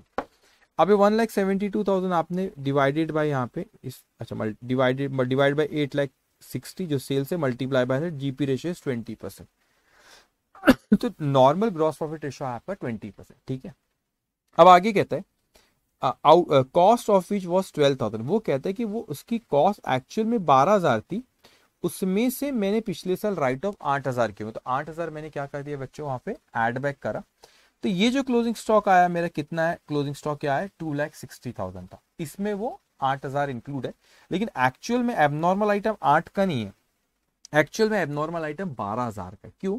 क्योंकि उसने 8,000 रुपए से राइट ऑफ कर दिया, लेकिन बोलता है कि इसकी कॉस्ट कितनी थी 12। तो मेरे पास यहाँ पे जो ओपनिंग स्टॉक मेरा, ये जो क्लोजिंग स्टॉक पिछले साल का 260 है, ये 2,60,000 में सबसे पहले एक और चीज रखना, जब इस तरीके से जब भी एबनॉर्मल आइटम क्वेश्चन में आता है तो आपको नॉर्मल, एबनॉर्मल और टोटल इस तरीके से आप प्रिपेयर करते हो। लेकिन अमाउंट सबसे पहले आपने यहाँ पे बच्चों जो टोटल वाला कॉलम है उसमें लिखना, फिर आपने एबनॉर्मल वाले कॉलम में और फिर आपने नॉर्मल वाले कॉलम में लिखना। तो टोटल स्टॉक तो मैंने लिखा 2,60,000, लेकिन मैं वहां पे देखता हूँ कि बच्चों को, कई बच्चे गड़बड़ करते हैं, सर 8,000 थे वहां पे ऐड करते क्योंकि एबनॉर्मल आइटम था, आपने उसको राइट ऑफ कर दिया। बेटा एबनॉर्मल आइटम सिर्फ 8,000 का नहीं था, पिछले साल के क्लोजिंग स्टॉक में मैंने 8,000 से राइट ऑफ किया था, 8,000 रुपए से क्या किया था, राइट ऑफ किया था, इसलिए मैं 8,000 एड बैक किया। लेकिन एक्चुअल में एबनॉर्मल आइटम 12,000 का, तो राइट ऑफ 8 से कम किया तो 8 एड बैक कर दिया, लेकिन एक्चुअल में कितना है, उसकी टोटल कॉस्ट कितनी, 12। तो ये 2,60,000 में 12 लाख एबनॉर्मल आइटम है, तो यहाँ पे एबनॉर्मल कॉलम में 12 लिखा, और जो बच जाता है बच्चों वो आपका आता है 2,48,000, जो बच गया ये 2,48,000 यहाँ पे लिखा। सबसे पहले टोटल लिखना, फिर एबनॉर्मल और फिर क्या लिखना बच्चों, नॉर्मल। अब मुझसे कहता है वो, a portion of these good were sold at a loss of ₹4,000 on the original cost of ₹9,000। जो 12,000 का एबनॉर्मल आइटम था हमारा, उसमें से मैंने कुछ सेल करा और कुछ मेरा स्टॉक में रखा हुआ। तो जो सेल करा वो कहता है कि आपने 4,000 के नुकसान पे बेचे, तो इसकी कॉस्ट वो कहता है 9,000 रुपए की थी, उसको मैंने 4,000 के नुकसान पे बेचा, तो मतलब मैंने सेल कितने में करा बेटा, सेल वैल्यू 5,000 रुपए की। कोई हुआ ना कि 12,000 में से 9,000 का एबनॉर्मल आइटम को बेचा 4,000 के नुकसान पे, तो 12,000 में से 9,000 के, 12,000 में से बच्चों मैंने 9,000, 12,000 में से 9,000 के क्या करा मैंने, एबनॉर्मल आइटम को बेचा 4,000 के नुकसान पे, मतलब कितने में बेचा, 5 में। तो ये आपका ये 5 है। तो देखो यहाँ पे जो आपका सेल वैल्यू यहाँ पर आपको जो दी हुई है क्वेश्चन में कितनी दी है बच्चों, 6,02,000। ये 6,02,000 जो आपको सेल वैल्यू यहाँ पे दी हुई है, तो ये सेल वैल्यू 6,02,000 मैंने टोटल कॉलम में लिखा। यहाँ पर भी पहले टोटल, फिर एबनॉर्मल और फिर नॉर्मल कॉलम पे आपको लिखना है। तो ये 6,02,000 में से 5,000 रुपए एबनॉर्मल आइटम का सेल है तो उसमें लिखा, और total minus abnormal sale minus करूंगा तो नॉर्मल सेल मेरा यहाँ पे आ गया। लेकिन जिस तरीके से आप यहाँ पे ग्रॉस प्रॉफिट लिखते हो उसी तरह आपका एबनॉर्मल आइटम पे लॉस भी आ सकता है, तो लॉस भी आपका यहाँ पे लिखना है।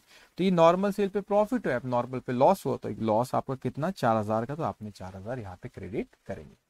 अब यहाँ पे क्या हो बच्चों, आगे कहते थे remainder of the stock is estimated to be worth the original cost, the value of goods salvage was estimated ₹30 at ₹35, तो सैल्वेज है तो ठीक है। वो बचा हुआ स्टॉक आपके पास रखा होता, बचा हुआ स्टॉक कितना, 12 में से 9 बेचे, तो कितने का बच्चों, 3,000 रुपए का। कितने का, 3,000 रुपए का।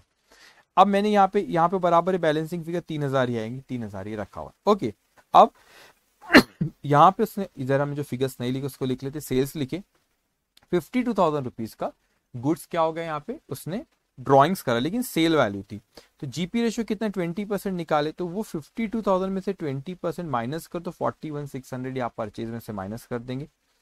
उसके बाद वो अपन से कहता है यहाँ पे कि कंसाइनी के पास cost of goods send to consignee 18 April like unsold, तो ये अनसोल्ड उसके पास रखा 44,800, तो ये क्रेडिट करते आपको बताया था 44,800। ओके, उसके बाद जब तक एबनॉर्मल नहीं बोले, एबनॉर्मल मानना नहीं, हमेशा नॉर्मल नहीं माना, एबनॉर्मल जब जिसको बोला वही एबनॉर्मल है। उसके बाद cost of good distributed free sample, तो ये फ्री सैंपल परचेज में से माइनस करते, ये माइनस करे, ये एडजस्टेड परचेज फिगर आ गई, ये एडजस्टेड परचेज फिगर यहाँ पे लेके, इसमें से कुछ एबनॉर्मल मान मत देना, जब तक बोला नहीं एबनॉर्मल नहीं मानना। तो आपने पहले टोटल, एबनॉर्मल है नहीं तो नॉर्मल। अब वेजेस अपन यहाँ पे लिख ली 78, ठीक है। अब ये जीपी रेशियो 20% इस पे लगाए आपने, तो 5,97,000 का 20% ग्रॉस प्रॉफिट आपने लिखे। अब ये टोटल है यहाँ पर, और उसके बाद यहाँ पे इस पे आप stock on the date of fire आपने बैलेंसिंग फिगर आपकी आ गई 143,500, 3,000 टोटल 146,500। तो आपने यहाँ पे लेके that is stock on the date of fire, this is 146,500 normal plus abnormal, salvage 35,000 दी, this is loss of stock.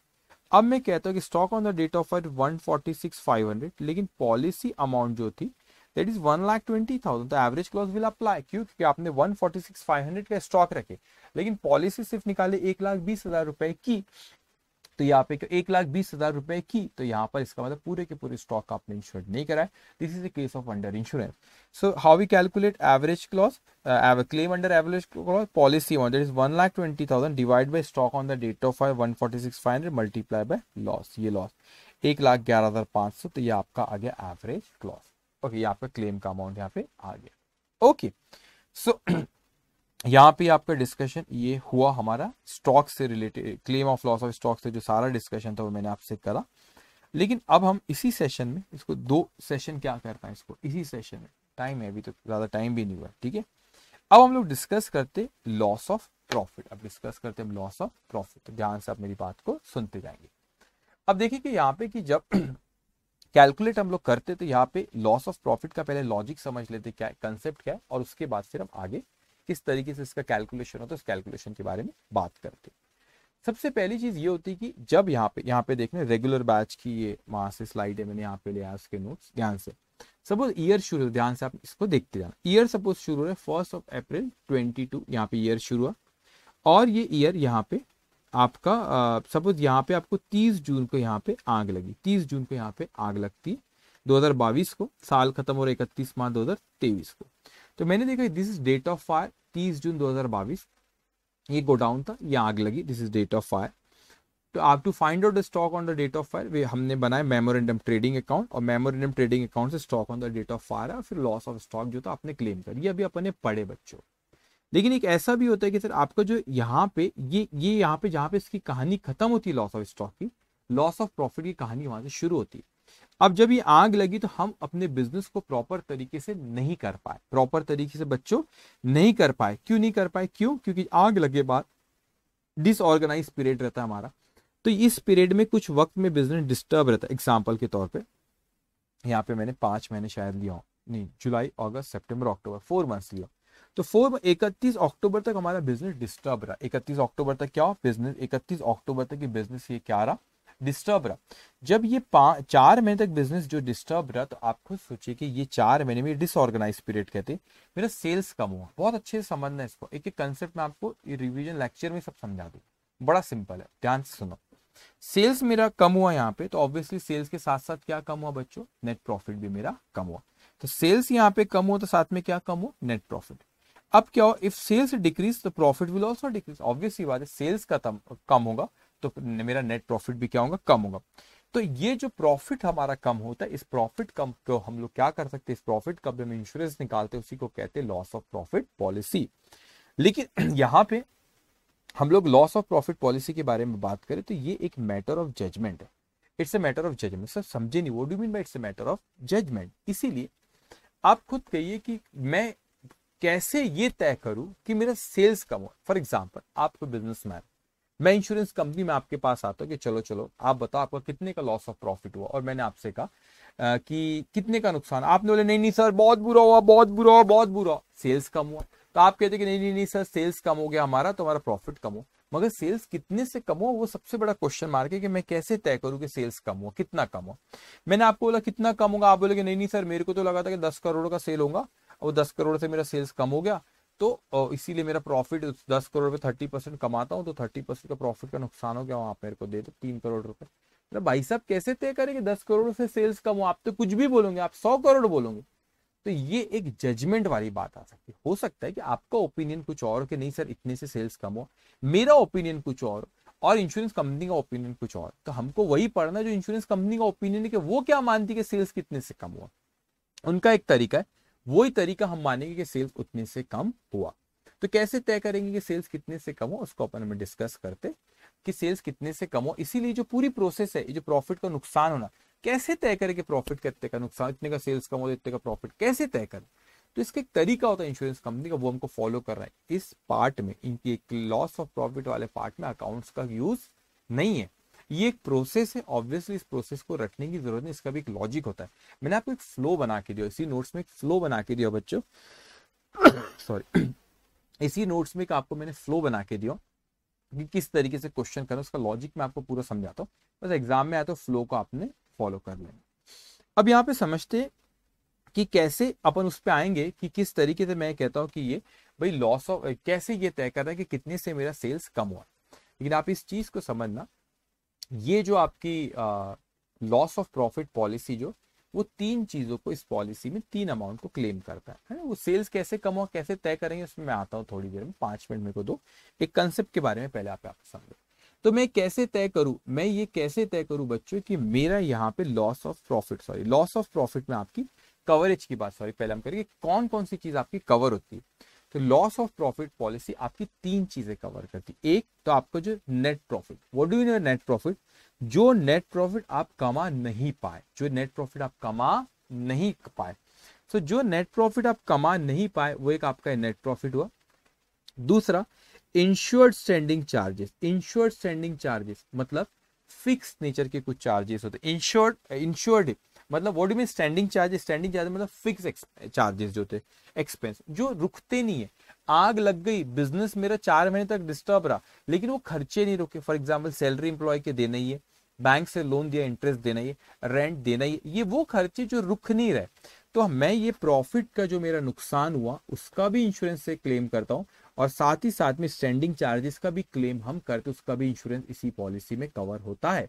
लेकिन कौन सा स्टैंडिंग चार्जेस, सारा का सारा नहीं बेटा, स्टैंडिंग चार्जेस सिर्फ इंश्योर्ड वाला, उस पर आप देखेंगे कि जो पोर्शन आपने इंश्योर्ड फिक्स चार्जेस का नहीं करा है उसका क्लेम नहीं करेंगे। तो मैंने बोला कि नेट प्रॉफिट और कितना इंश्योर्ड स्टैंडिंग चार्जेस, और होता है आपका एडिशनल एक्सपेंस, क्या होता है उस पर अपन अभी अलग से बात करेंगे।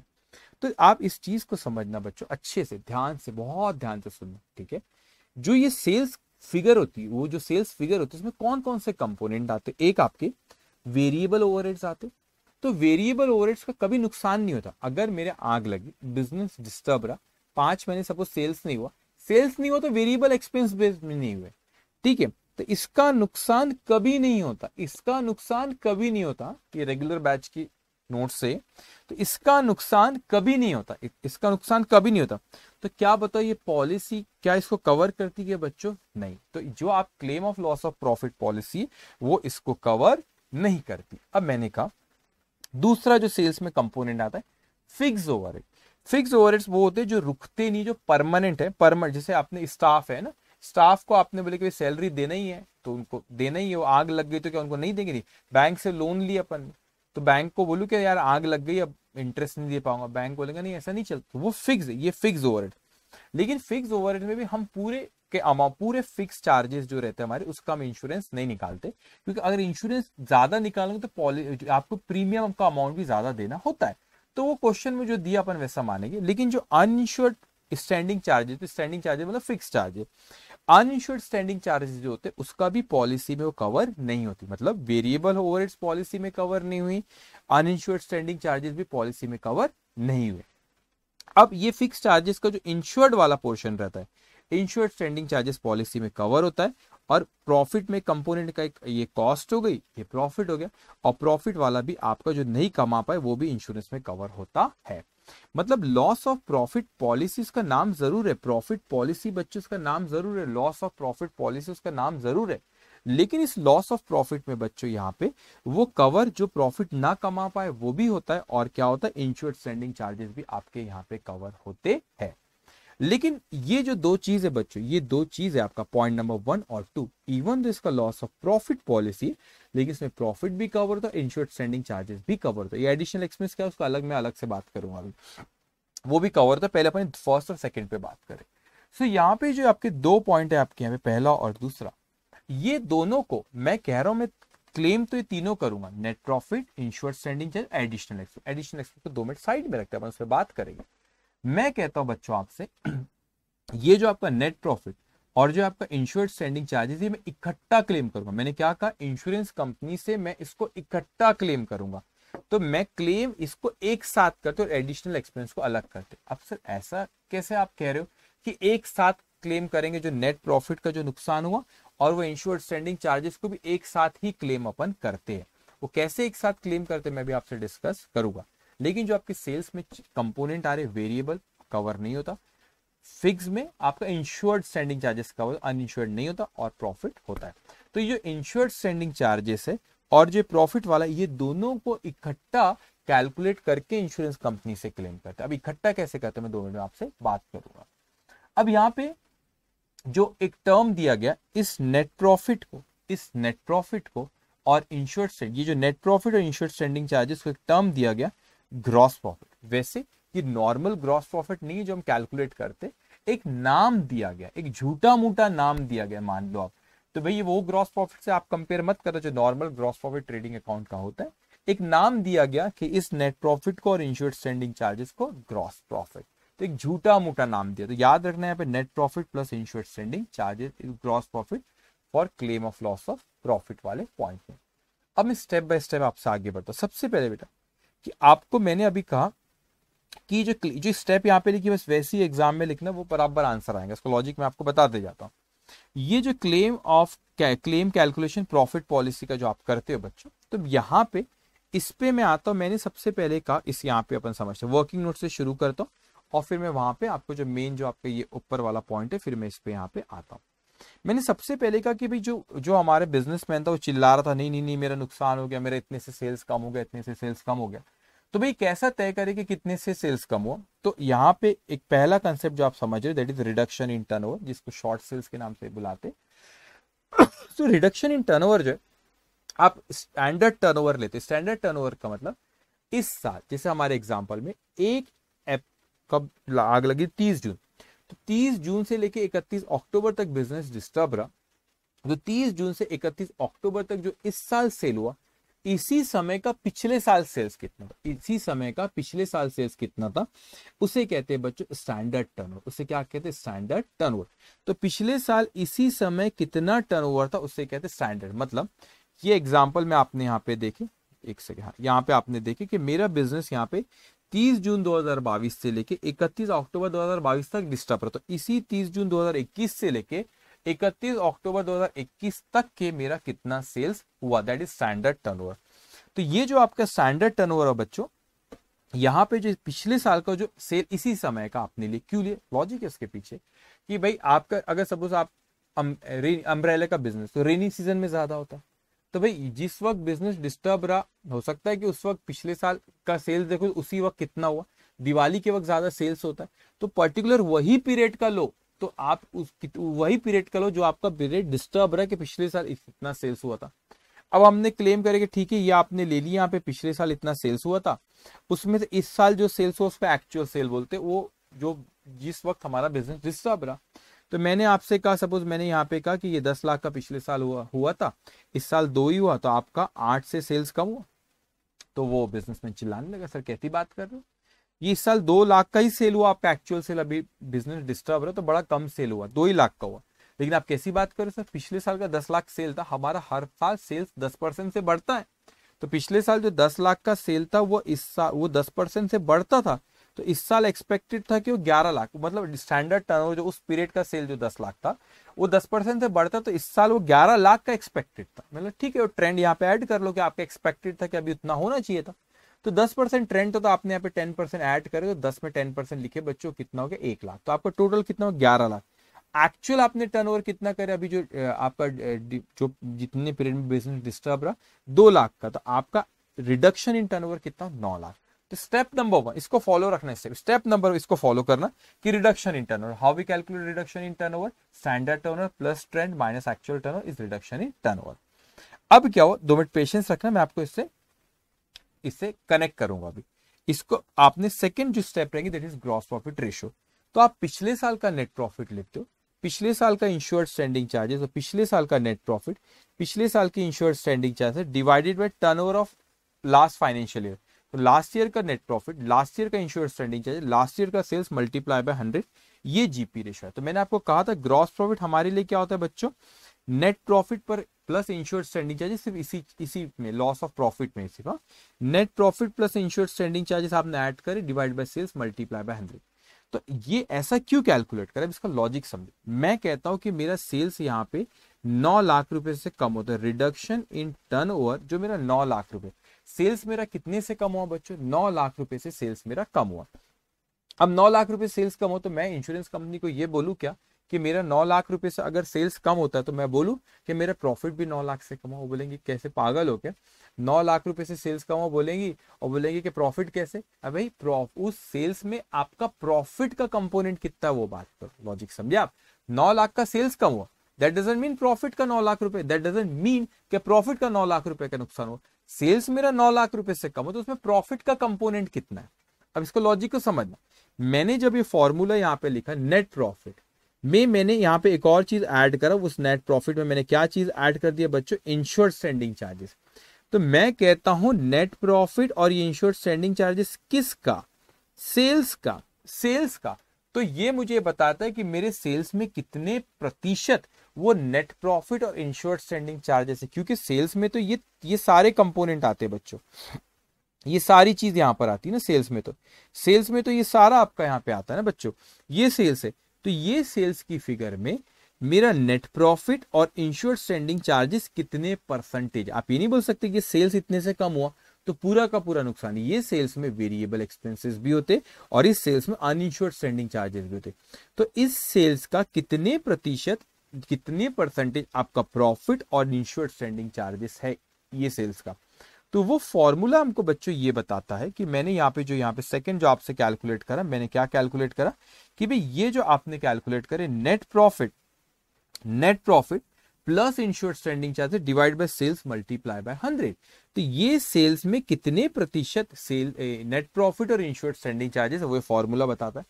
तो ये जो भी जीपी रेशो आता है वो मैं रिडक्शन इन टर्नओवर में कैलकुलेट करूं तो मुझे ये पता चल जाएगा कि उस सेल्स में जितने से मेरा सेल्स कम हो उसमें मेरा कितने परसेंटेज नेट प्रॉफिट और इंश्योर्ड स्टैंडिंग चार्जेस वो मल्टीप्लाई करूंगा और इंश्योरेंस कंपनी से क्या करूंगा, क्लेम। तो मैंने आपसे कहा था कि ये दो चीजें आपके तीन, इस क्लेम, इसमें आपके लॉस ऑफ प्रॉफिट में 3 क्लेम कवर होते, एक प्रॉफिट, एक इंश्योर्ड स्टैंडिंग चार्जेस और एक एडिशनल एक्सपेंस के बारे में भी हम बात करेंगे। लेकिन मैंने आपसे कहा था कि प्रॉफिट और इंश्योर्ड स्टैंडिंग इकट्ठा क्लेम करते। तो यहां पर आपने देखे क्लेम, यहां पर आपने देखे बच्चों claim in respect of reduction in turnover. मतलब मैंने जो भी वर्किंग नोट नंबर 1 में रिडक्शन इन टर्नओवर कैलकुलेट करा, उसमें जो वर्किंग नोट नंबर 2 में जीपी रेशियो कैलकुलेट करा उसको मल्टीप्लाई करो, तो ये जो भी अमाउंट आएंगी मेरी यहाँ पे वो मेरे 2 क्लेम को कवर करती। कौन से, जो नेट प्रॉफिट मेरा नुकसान हुआ प्लस इंश्योर्ड स्टैंडिंग चार्जेस का। तो मेरे सेल्स में कितने प्रतिशत मेरा नेट प्रॉफिट और इंश्योर्ड स्टैंडिंग चार्जेस है वो 2 क्लेम यहाँ पर ये कवर हो गए। कैसे, क्योंकि आपने जो जीपी रेशियो का फॉर्मूला कैलकुलेट करो उसमें net profit plus insured standing charges divide by sales multiply मैंने 100, तो उसमें नेट प्रॉफिट और इंश्योर्ड स्टैंडिंग चार्जेस है बच्चों। तो वो जो हमने जीपी रेशियो का फॉर्मूला कैलकुलेट कर उसमें दोनों लिए, तो वही जीपी रेशियो का फॉर्मूला आप सेल्स में लगा रहे हो, इसका मतलब वो दोनों क्लेम इकट्ठा क्लेम हुए, नेट प्रॉफिट और इंश्योर्ड स्टैंडिंग चार्जेस का वो क्लेम यहाँ पे हुआ। अब यहाँ पे हमने देखे सर दूसरी पॉइंट, यहाँ पे ये वाला पॉइंट हुआ पहला और दूसरा। तो ये फ्लो में वर्किंग नोट बनाना एग्जाम में अगर आए तो सबसे पहले रिडक्शन इन टर्नओवर, उसके बाद जीपी रेशियो। अब तीसरा होता है आपका एडिशनल एक्सपेंस। मैं एडिशनल एक्सपेंस पे आऊं उसके पहले एक टर्म आप और समझ लो, क्योंकि एडिशनल एक्सपेंस में वो टर्म का यूज होता है, that is adjusted annual turnover. Annual turnover क्या चीज होती है कि जब आग लगी एग्जैक्ट उसकी 1 साल पहले का, तो ये डेट ऑफ फायर आपकी 30 जून है ना, ये 30 जून से एग्जैक्ट पिछले 1 साल आपका कितना सेल्स रहा, इसे कहते हैं एनुअल टर्नओवर। इसे क्या कहते हैं, एनुअल टर्नओवर, इसे एनुअल टर्नओवर। तो जिस दिन जो डेट ऑफ फायर है एग्जैक्ट उससे 1 साल पहले, तो मैंने यहां पे कैलकुलेट किया कि यहाँ पे एनुअल टर्नओवर जो भी क्वेश्चन में आपको दे प्लस अपवर्ड ट्रेंड। याद रखना ट्रेंड सिर्फ 2 जगह आते, एक आता है स्टैंडर्ड टर्नओवर कैलकुलेट करते वक्त ट्रेंड आता है बच्चों, और एक एनुअल टर्नओवर करते वक्त। तो एनुअल टर्नओवर लेटेस्ट ये पिछले साल का आपने जो आग लगने 1 साल पहले का सेल्स ले और क्या एक्सपेक्टेड था इस साल, इसलिए 2 जगह उसमें हम ट्रेंड ऐड करते, इसलिए एनुअल टर्नओवर में तो 2 जगह ट्रेंड आएंगे, स्टैंडर्ड टर्नओवर और एनुअल टर्नओवर में। तो ट्रेंड मैंने यहाँ पे ऐड किया बच्चों, ये ट्रेंड को क्या किया यहाँ पे, ये ऐड किया। तो ये ट्रेंड जितने भी परसेंट 10% 20% बोले तो वो मेरा आगे एडजस्टेड एनुअल टर्नओवर। अब एक्चुअली एडजस्टेड एनुअल टर्नओवर क्योंकि वर्किंग नोट नंबर 4 में एडजस्टेड एनुअल टर्नओवर की फिगर हमको लगती है। अब वर्किंग नोट नंबर 4 हमसे क्या कहता है, इफ यू रिमेंबर जब मैंने लॉस ऑफ प्रॉफिट का आपसे डिस्कशन शुरू किया था तो मैंने आपसे वहां पे कहा था कि लॉस ऑफ प्रॉफिट पॉलिसी में 3 चीज क्लेम होती है, उसमें से एक एडिशनल एक्सपेंस है। और इस एडिशनल एक्सपेंस की मैं आपको थोड़ा सा आपको एक्सप्लेन करता हूँ, इसका लॉजिक क्या है, और फिर मैं यहाँ पे देखते हैं कैसे कैलकुलेट करना। कि एडिशनल एक्सपेंसेस ये चीज होती है बेटा कि मैंने कोई एडिशनल खर्चे किया, कि मैंने एग्जाम्पल आग लग गई, हम बिजनेस वहां पे हम क्या बिजनेस वहां पे नहीं कर पा रहे थे उस प्रीमाइसिस से, तो आग लगी बिजनेस इस प्रीमाइसिस से नहीं कर पा रहे थे, सपोज इस प्रीमाइसिस से नहीं कर पा रहे थे बच्चों, ठीक है, क्योंकि यहाँ पे रेनोवेशन चल रहा था। तो हमने क्या करे, यहाँ पे ये रेनोवेशन चल रहा था तो हमने एक और प्रीमाइसिस लिए और उस प्रीमाइसिस से काम करने लगे। जब ये 3-4 महीने हमारा बिजनेस डिस्टर्ब रहा, फिर हमने वहां पे काम करे, रेनोवेशन ये सब हो गया, तो वो फिर हमने रेंट पे लिए थे वो जगह, वो छोड़ के हम वापस यहाँ पर आ जाएंगे। लेकिन जो यहाँ पर एडिशनल एक्सपेंसेस, जो मेरा इस जगह का एडिशनल एक्सपेंस अगर मेरा कुछ हो रहा है, ये जगह मैंने लिया तो इसका सपोज कोई रेंटल है, कुछ और खर्चे हो, तो क्या मैं ये एडिशनल एक्सपेंसेस भी इंश्योरेंस कंपनी से क्लेम कर सकता हूँ क्या? अब आप बोलेंगे सर वो एडिशनल एक्सपेंस क्यों इंश्योरेंस कंपनी से क्लेम करोगे? आपका जो प्रॉफिट का नुकसान हुआ वो आप क्लेम कर रहे हो, आपने इंश्योर्ड स्टैंडिंग चार्जेस क्लेम कर रहे हो, ये एडिशनल एक्सपेंसेस क्यों क्लेम कर रहे हो? क्लेम कर सकते हो। उसको मैं लॉजिक कहता हूँ। लॉजिक ये, अब अगर थोड़ा ध्यान से सुनना है इस लॉजिक को समझने में, ध्यान से सुनना, 1 मिनट के अंदर इसका लॉजिक समझेंगे और ध्यान से सुनना। मैंने कहा कि एडिशनल एक्सपेंस, ये एडिशनल एक्सपेंसेस मैंने करा, उसकी वजह से मेरा सेल्स बढ़ेगा, ये एक्चुअल टर्नओवर यहाँ पे बढ़ेगा। मैंने ये एडिशनल एक्सपेंसेस किया, ये रेंटेड प्लेस लिया तो रेंट दे रहा हूँ, एडिशनल एक्सपेंस है, लेकिन वो एडिशनल एक्सपेंसेस के वक्त इस वक्त का जो मेरा डिसऑर्गेनाइज पीरियड का मेरा सेल्स बढ़ा, ये मेरा सेल्स बढ़ा तो रिडक्शन इन टर्नओवर कम हुआ। कैसे? How we calculate reduction in turnover? Standard turnover minus actual. तो एक्चुअल टर्नओवर बढ़ेगा तो रिडक्शन इन टर्नओवर कम होगा। रिडक्शन इन टर्नओवर कम होगा तो आप यहाँ पे देख रहे हो बेटा, पॉइंट नंबर 1 में हम जो क्लेम करते हैं amount, reduction in turnover multiply by GP rate. How we calculate reduction in turnover? Reduction in turnover multiply by GP rate. So आप जो क्लेम करोगे, जो क्लेम कर रहे हो आप, तो कैसा हो कि मैंने अगर कहा था एक्चुअल टर्न, मैंने ध्यान से एडिशनल एक्सपेंस बढ़ा तो मेरा एडिशनल एक्सपेंस में क्लेम कर रहा हूं, उस वो खर्चे की वजह से मेरा एक्चुअल टर्नओवर बढ़ा, एक्चुअल टर्नओवर बढ़ा तो रिडक्शन इन टर्नओवर कम हुआ, रिडक्शन इन टर्नओवर कम हुआ तो क्लेम कम हुआ। तो मैं it's like fire fighting expense जो वहां पे था, तो मैंने बोला एडिशनल एक्सपेंस कम किया लेकिन क्लेम भी तो कम किया इंश्योरेंस कंपनी को। मैंने कहा sorry additional expense sorry incurred किया लेकिन क्लेम भी तो कम किया, तो एडिशनल एक्सपेंस दो। बोले क्यों? मैंने उनको समझाया। फिर देखिए सर ऐसा है कि वो एडिशनल एक्सपेंस किया तो मेरा टर्नओवर हुआ, वो वहां से मेरा सेल हुआ, एक्चुअल टर्नओवर बढ़ा। मैंने एक्चुअल टर्नओवर तो standard minus actual is reduction in turnover, तो रिडक्शन इन टर्नओवर कम हुआ मेरा। क्यों? क्योंकि एक्चुअल टर्नओवर बढ़ा। अब रिडक्शन इन टर्नओवर हुआ तो यहाँ पे जो रिडक्शन इन टर्नओवर पे जीपी रेशियो लगा रहा हूँ, तो रिडक्शन इन टर्नओवर कम होगा तो आपका मेरा क्लेम भी कम होगा, क्लेम कम होगा तो आपका फायदा है, इसलिए एडिशनल एक्सपेंस आप मेरे को दे दो। तो मैं उनसे क्लेम करता हूँ एडिशनल एक्सपेंस। लेकिन इंश्योरेंस कंपनी भी बहुत चालाक है, जो एडिशनल एक्सपेंसेस जब हमको देती है तो कहते हैं कि लीस्ट ऑफ द 3, ये तीनों में से जो सबसे कम होगा, ABC यहाँ पे लिखा है बच्चे, ABC तीनों में से जो सबसे कम होगा उसी का क्लेम वो हमको देती है। कौन सा? एक्चुअल एडिशनल एक्सपेंसेस जो हुए आपके, वो अमाउंट यहाँ पे लिखेंगे आप, एक्चुअल एडिशनल एक्सपेंस।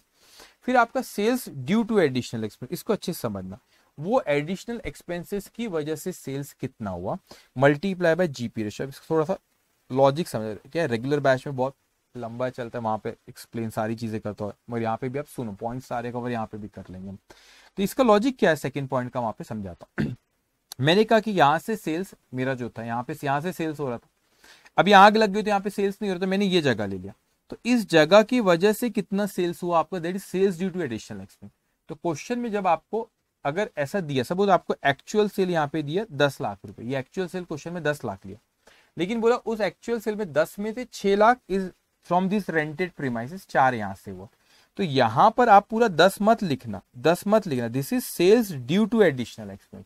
वो एडिशनल एक्सपेंस की वजह से सेल्स कितना हुआ। अगर बोला 10 एक्चुअल सेल है और अब बोला कि 6 ड्यू टू एडिशनल एक्सपेंस, 4 और रेंटेड प्रीमाइसेस हुआ, तो यहाँ पे 10 नहीं, यहाँ पे 6 लिखना। कई बार लेकिन क्वेश्चन में नहीं बोलता कि sales due to additional expense कितना है, तो जो आपका एक्चुअल एक्सपेंसेस है that will be actual turnover, जो एक्चुअल सेल है, that actual sale will be consider as sales due to additional expense. Sales due to additional expense को मैं एक्चुअल सेल जो उसी में, तो एक्चुअल सेल जो होता है सपोज 10 लाख है, आपका रेंटेड प्रीमाइसेस से 6 लाख का सेल है, आपका वो पुरानी प्रीमाइसेस जहां पे रेनोवेशन चल रहा है वहां से 4 लाख का सेल है, तो 10 में से 6 रेंटेड प्रीमाइसेस, 4 कहां से आपका वो रेनोवेशन वाली जगह से, रेनोवेशन जहां हो रहा है वहां से। तो मैं यहाँ पर कितना लूँ, यहाँ पे जो एडिशनल एक्सपेंस की वजह से सेल्स कितना वो बताओ आपने, तो वो बोलता है क्योंकि एडिशनल एक्सपेंस का क्लेम कर रहे हो, तो वही बताओ कि सेल्स वहां से एडिशनल एक्सपेंस की वजह से कितना हो, उसमें आप जीपी रेशियो लगाओ। अभी थोड़ा सा मैं कहता हूँ इसका लॉजिक इस फॉर इसका ये है कि जीपी रेशियो में क्या आता है, आपने जीपी रेशियो जब आप इस पे लगाते हो, जो सेल्स आपने कहां से कि रेंटेड प्रीमाइसेस से करे वो, तो क्या होता है कि आपने इतना उनका बचा कर दी, इतना आपने क्या की बचा कर दी। तो सपोज आपने एडिशनल एक्सपेंस 50,000 है और ये अगर आपका यहाँ पर ये अमाउंट आता है 40, तो वो लोअर क्यों बोलता है भाई साहब, बोलेंगे आप एडिशनल एक्सपेंस करे 50 लेकिन आपने हमारे क्लेम 40 से ही कम करे। क्यों 40 से क्लेम कम हो रहा है आपको समझ रहे हैं? यहाँ पे थोड़ा सा दिमाग को भी प्रेशर डालना पड़ेगा, इसलिए 40 से कम हो रहा है क्योंकि आपका यहाँ पे sales due to additional expense हुआ, तो एडिशनल एक्सपेंस की वजह से सेल्स हुआ, वो सेल्स वो एक्चुअल सेल में वो पार्ट आएगा, तो सेल्स बढ़ा, सेल्स वो एक्चुअल आपका नॉट एक्चुअल टर्नओवर बढ़ा आपका, है ना, इसकी वजह से एक्चुअल टर्नओवर जो वो बढ़ा, एक्चुअल टर्नओवर बढ़ा तो रिडक्शन इन टर्नओवर कम हुआ, रिडक्शन इन टर्नओवर तो क्लेम कम हुआ ना। तो क्लेम आपने 40 से कम करे क्योंकि उसमें जीपी रेशो अप्लाई करते हो आप वहां पे, तो आपने मगर एडिशनल एक्सपेंस करे 50, तो यहाँ पे एक्चुअल एडिशनल एक्सपेंस करे 50, तो 50 नहीं देंगे आपको, वो आपको कितने देंगे? 40 देंगे। आपने सेविंग कितना करके दी, तो इसीलिए आपको अगर एक्चुअल टर्नओवर में बाइफर्गेशन नहीं दिया कि वो एडिशनल एक्सपेंस की वजह से कितना हुआ, नॉर्मल कितना हुआ, तो आप यही माना कि पूरा का पूरा एक्चुअल टर्नओवर जो है आपका, पूरा का पूरा एक्चुअल टर्नओवर जो है आपका वो एडिशनल एक्सपेंस की वजह से हुआ है। ओके, थर्ड पॉइंट बच्चों अब यहाँ पे वो कहते हैं कि नहीं, इंश्योरेंस कंपनी तो बहुत चालाक है, वो बोलती है नहीं नहीं नहीं नहीं नहीं इससे काम नहीं चलेगा। वो बोलता है कि नहीं, वो बोलते हैं कि जो एडिशनल एक्सपेंस करे उसको भी और प्रपोर्शनेट करते हैं, that is gross profit on annual turnover, it should be adjusted annual turnover. ये जो एडजस्टेड एनुअल टर्नओवर है, gross profit on adjusted annual turnover divided by gross profit on adjusted annual turnover plus uninsured standing charges. मैं 2 minute में इसका logic बताता हूँ फॉर्मूले का। वो कहते हैं कि एडिशनल एक्सपेंस, आप इसको समझो, ये जो आपने डिवाइड करे, ये क्या डिवाइड करे? ग्रॉस प्रॉफिट और एडजस्टेड एनुअल टर्नओवर। तो ग्रॉस प्रॉफिट में क्या क्या आता है बच्चों? ग्रॉस प्रॉफिट में आपका नेट प्रॉफिट और इंश्योर्ड स्टैंडिंग चार्जेस आता है ना, वही आता है ना आपके लॉस ऑफ प्रॉफिट वाले। इसमें क्या आता है आपका ग्रॉस प्रॉफिट में? Net profit plus insured standing charges. तो ये आपने इंश्योरेंस कराए और अनइंश्योर्ड स्टैंडिंग चार्जेस, ये अनइंश्योर्ड स्टैंडिंग चार्जेस, तो इतना आप करा सकते थे, net profit plus insured plus uninsured also, वो आपने कराई नहीं, इतना आप करा सकते थे। और इसमें क्या कवर था? ऊपर न्यूमरेटर में ग्रॉस प्रॉफिट है, तो net profit plus insured standing charges, इतना आपने कराए, इतना करा सकते थे डिनोमिनेटर, और इतना न्यूमरेटर इतना कराए। तो वो बोलता है भाई साहब जितना करा उतना प्रपोर्शन ही हम आपको देंगे। तो वो फॉर्मूला इस तरीके से वो लोगों ने किए, बस ख्याल रखना लेकिन इसको। तो वो बोलता है जब आपने पूरा कराई नहीं इंश्योरेंस तो हम एडिशनल एक्सपेंस भी पूरा क्यों दे आपको, वो भी हम उसी प्रपोर्शन में देंगे। ठीक है, चलिए। तो यहाँ पे सबसे पहले आप ध्यान से सुनेंगे, तो आपने एडिशनल एक्सपेंस जो भी इसमें सबसे तीनों में से जो कम होता है वो आप यहाँ पे इंक्रीज कॉस्ट ऑफ वर्किंग भी कहते हैं, उसको एडिशनल एक्सपेंस भी कहते हैं। वो यहाँ पे आपने वर्किंग नोट नंबर 4 में कैलकुलेट करें, यहाँ पे अमाउंट आ जाता है। What is the saving in insured standing charges? जो आपका डिसऑर्गेनाइज पीरियड है, अब इंश्योर्ड इंश्योर्ड स्टैंडिंग चार्जेस के ऊपर क्लेम कर रहे हो ना, हाँ, अगर उसमें से कुछ सेव हो गया तो फिर वो माइनस भी करो, तो वो यहाँ पे क्या कर देता है, वो माइनस करता है, और जो आपका लॉस ऑफ प्रॉफिट यहाँ पे आ जाता है। तो यहाँ पे एक और चीज ख्याल रखिए, मैं एवरेज क्लॉज के इस पे आता हूँ, लेकिन स्टेप्स ख्याल रखना। Working note number 1 will be reduction in turnover, how we calculate reduction in turnover, standard turnover plus trend minus actual turnover, that is that is reduction in turnover. Step number 2, GP ratio, net profit plus insured standing charges divided by sales multiplied by 100. The third working note will be adjusted annual turnover plus trend, that is adjusted annual turnover. Fourth working note will be increased cost of working. 3 point, least of the 3 will be a law. First is the additional expense, actual additional expense, then sales due to additional expense multiplied by GP ratio, third additional expense multiplied by gross profit on adjusted annual turnover divided by gross profit on adjusted annual turnover plus uninsured standing charges. तो तीनों में से जो कम होगा उसमें सबसे कम होगा उसको हम क्लेम करते हैं। पॉइंट नंबर 4 की बात कर रहा हूँ। और फिर यहाँ पे आप स्टेप नंबर 1 में रिडक्शन इन टर्नओवर जो calculate multiply by GP ratio, जो स्टेप नंबर 2 में करे वो यहाँ पे आएगा। स्टेप नंबर 4 में जो आपने कैलकुलेट करे वो यहाँ पे आएगा, और सेविंग इंश्योर्ड स्टैंडिंग चार्जेस में से क्या होगा, minus. So simple. Okay, now average clause, इसमें एवरेज क्लॉज वही इंश्योरेबल सम, इफ इंश्योरेबल सम आपका जो है अगर वो पॉलिसी अमाउंट से ज्यादा है तो it is a case of under insurance, average clause will apply. So policy amount divided by insurable sum multiplied by loss of profit, this is loss of profit. Insurance sum जो है आपको question में sorry policy amount आपको question में देगा। What is insurable sum? Insurable sum here is adjusted annual turnover multiplied by GP ratio. जो आपने working number 3 में जो एडजस्ट एनुअल टर्नओवर कर उसमें जीपी रेशियो अप्लाई करो, that will be insurable sum, policy amount divided by insurable sum multiply by loss of profit. So whenever the insurable sum if more than the policy amount, then average clause will apply. What is insurable sum here? Adjusted annual turnover. Okay, तो ये हमारा discussion है loss of profit policy. अब इस पे कुछ question हम देख लेते हैं लॉस ऑफ प्रॉफिट पॉलिसी पे। ओके, पहले इंस्टीट्यूट ने ज्यादा लॉस ऑफ प्रॉफिट पे पूछती नहीं थी, लेकिन अभी ऑब्जर्व करें कि लॉस ऑफ प्रॉफिट पे भी इंस्टीट्यूट पूछती है। ओके, अब देखेंगे यहाँ पे बच्चों, from the following details calculate consequential loss claim. Consequential loss claim मतलब लॉस ऑफ प्रॉफिट पॉलिसी का दूसरा नाम है। डेट ऑफ फायर 1 सितंबर को आग लगी, 6 महीने इंडेमनिटी पीरियड, मतलब मैक्सिमम उतना पीरियड वो अलाउ करेंगे आपको, डिसऑर्गेनाइज पीरियड आपका। Period of disruption that is disorganise period आपको 1 सितंबर से 1 फरवरी, सितंबर अक्टूबर नवंबर दिसंबर जनवरी, सितंबर अक्टूबर नवंबर दिसंबर जनवरी, 5 महीने, 1 फरवरी, 5 महीने, ठीक है। ये आपका पॉलिसी अमाउंट होगा। अब ध्यान से अपने को वर्किंग नोट नंबर पहले आप 1 से लेके वो 4 तक अपने को बनाना रहेगा। तो पहले स्टैंडर्ड टर्नओवर अपन ढूंढेंगे। सेल्स वे ₹6 लाख फॉर द प्रीसीडिंग, पिछले साल का 6 लाख था, ठीक है। Net profit for the preceding है 36 प्लस इंश्योर्ड स्टैंडिंग चार्ज 72 था। रेट ऑफ ग्रॉस प्रॉफिट 18%, ठीक है। एक मिनट, इसमें अपन देखेंगे 18% रेट ऑफ ग्रॉस प्रॉफिट इसने अपने को दिया है। एक सेकेंड, इसके बारे में जीपी रेशो, एक मिनट, ठीक है। उसके इसमें 2%, हाँ ये पड़ा, ठीक है।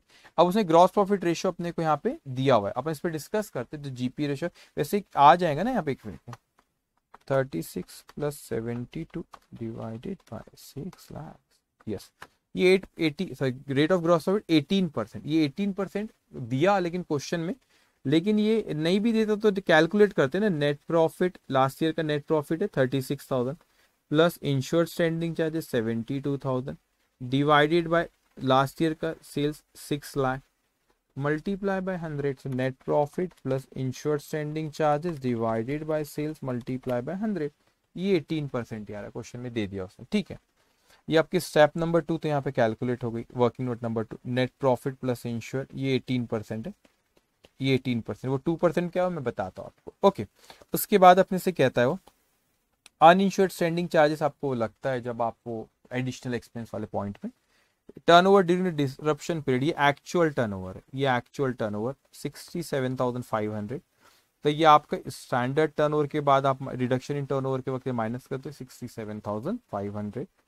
जो वर्किंग नोट में लिखना वहां लिखते गए बस आप। टर्नओवर ये हो गया। एनुअल टर्नओवर भी आपको थर्ड वर्किंग नोट में 4th में लगती है, ये वहां लगेंगे मेरे को, ठीक है।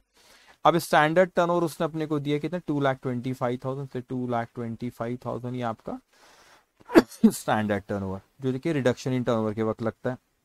अब स्टैंडर्ड टर्नओवर के increase in the cost of working capital 12,000 with saving insured standing charges, 12,000 रुपए से एडिशनल एक्सपेंस हुए, ठीक है। और 4,500 की सेविंग इंश्योर्ड स्टैंडिंग चार्जेस, ये 4,500 आप क्या करोगे यहाँ पे माइनस। अब ध्यान से बच्चों, उसने क्वेश्चन में अपने से कहा कि रिडक्शन टर्न, ये 13 वाले पॉइंट पे भी मैं आता हूँ, एक सेकंड, यहाँ देखो। उसने कहा कि स्पेशल क्लॉज है कि ग्रॉस प्रॉफिट को 2% से बढ़ाओ, स्टैंडर्ड और एनुअल इंक्रीज ग्रॉस प्रॉफिट को आप 2% से बढ़ाओ, और आपने इसको जो है स्टैंडर्ड टर्नओवर और एनुअल टर्नओवर को 10% से, ठीक है।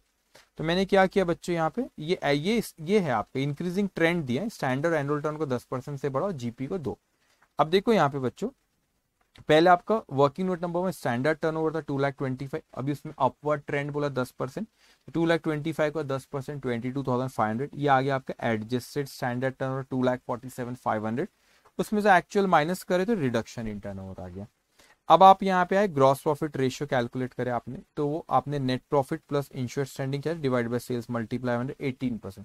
अब ये 18 में 2% बोला, तो 18 में 2%, तो हम हमेशा ये मानते हैं कि जो पिछले साल का जीपी रेशियो वही है, unless and until otherwise specified in the question. तो क्वेश्चन में उसने अपने को बोला कितने परसेंट से बढ़ाओ, 2% से, तो ये कितना हो गया आपका जीपी 20%। अब यहाँ पे working note number 3 annual turnover, तो एनुअल टर्नओवर क्वेश्चन में दिया अपने को, देंगे ही वो एनुअल टर्नओवर, ये 10 पॉइंट में 6,60,000 रुपए का, तो 6,60,000 अपवर्ड ट्रेंड इस पे लगता है स्टैंडर्ड और इस पे लगता है 10%, 6,60,000 का 62, तो एडजस्टेड एनुअल टर्नओवर हो गया। वर्किंग नोट नंबर 4 में तो एक्चुअल एडिशनल एक्सपेंस क्वेश्चन में दिए 12,000 रुपए। अब इसको समझना बच्चों, तो यहाँ पे अगर मैं एनालाइज करूं तो मेरा एक्चुअल टर्नओवर हुआ है 67,500।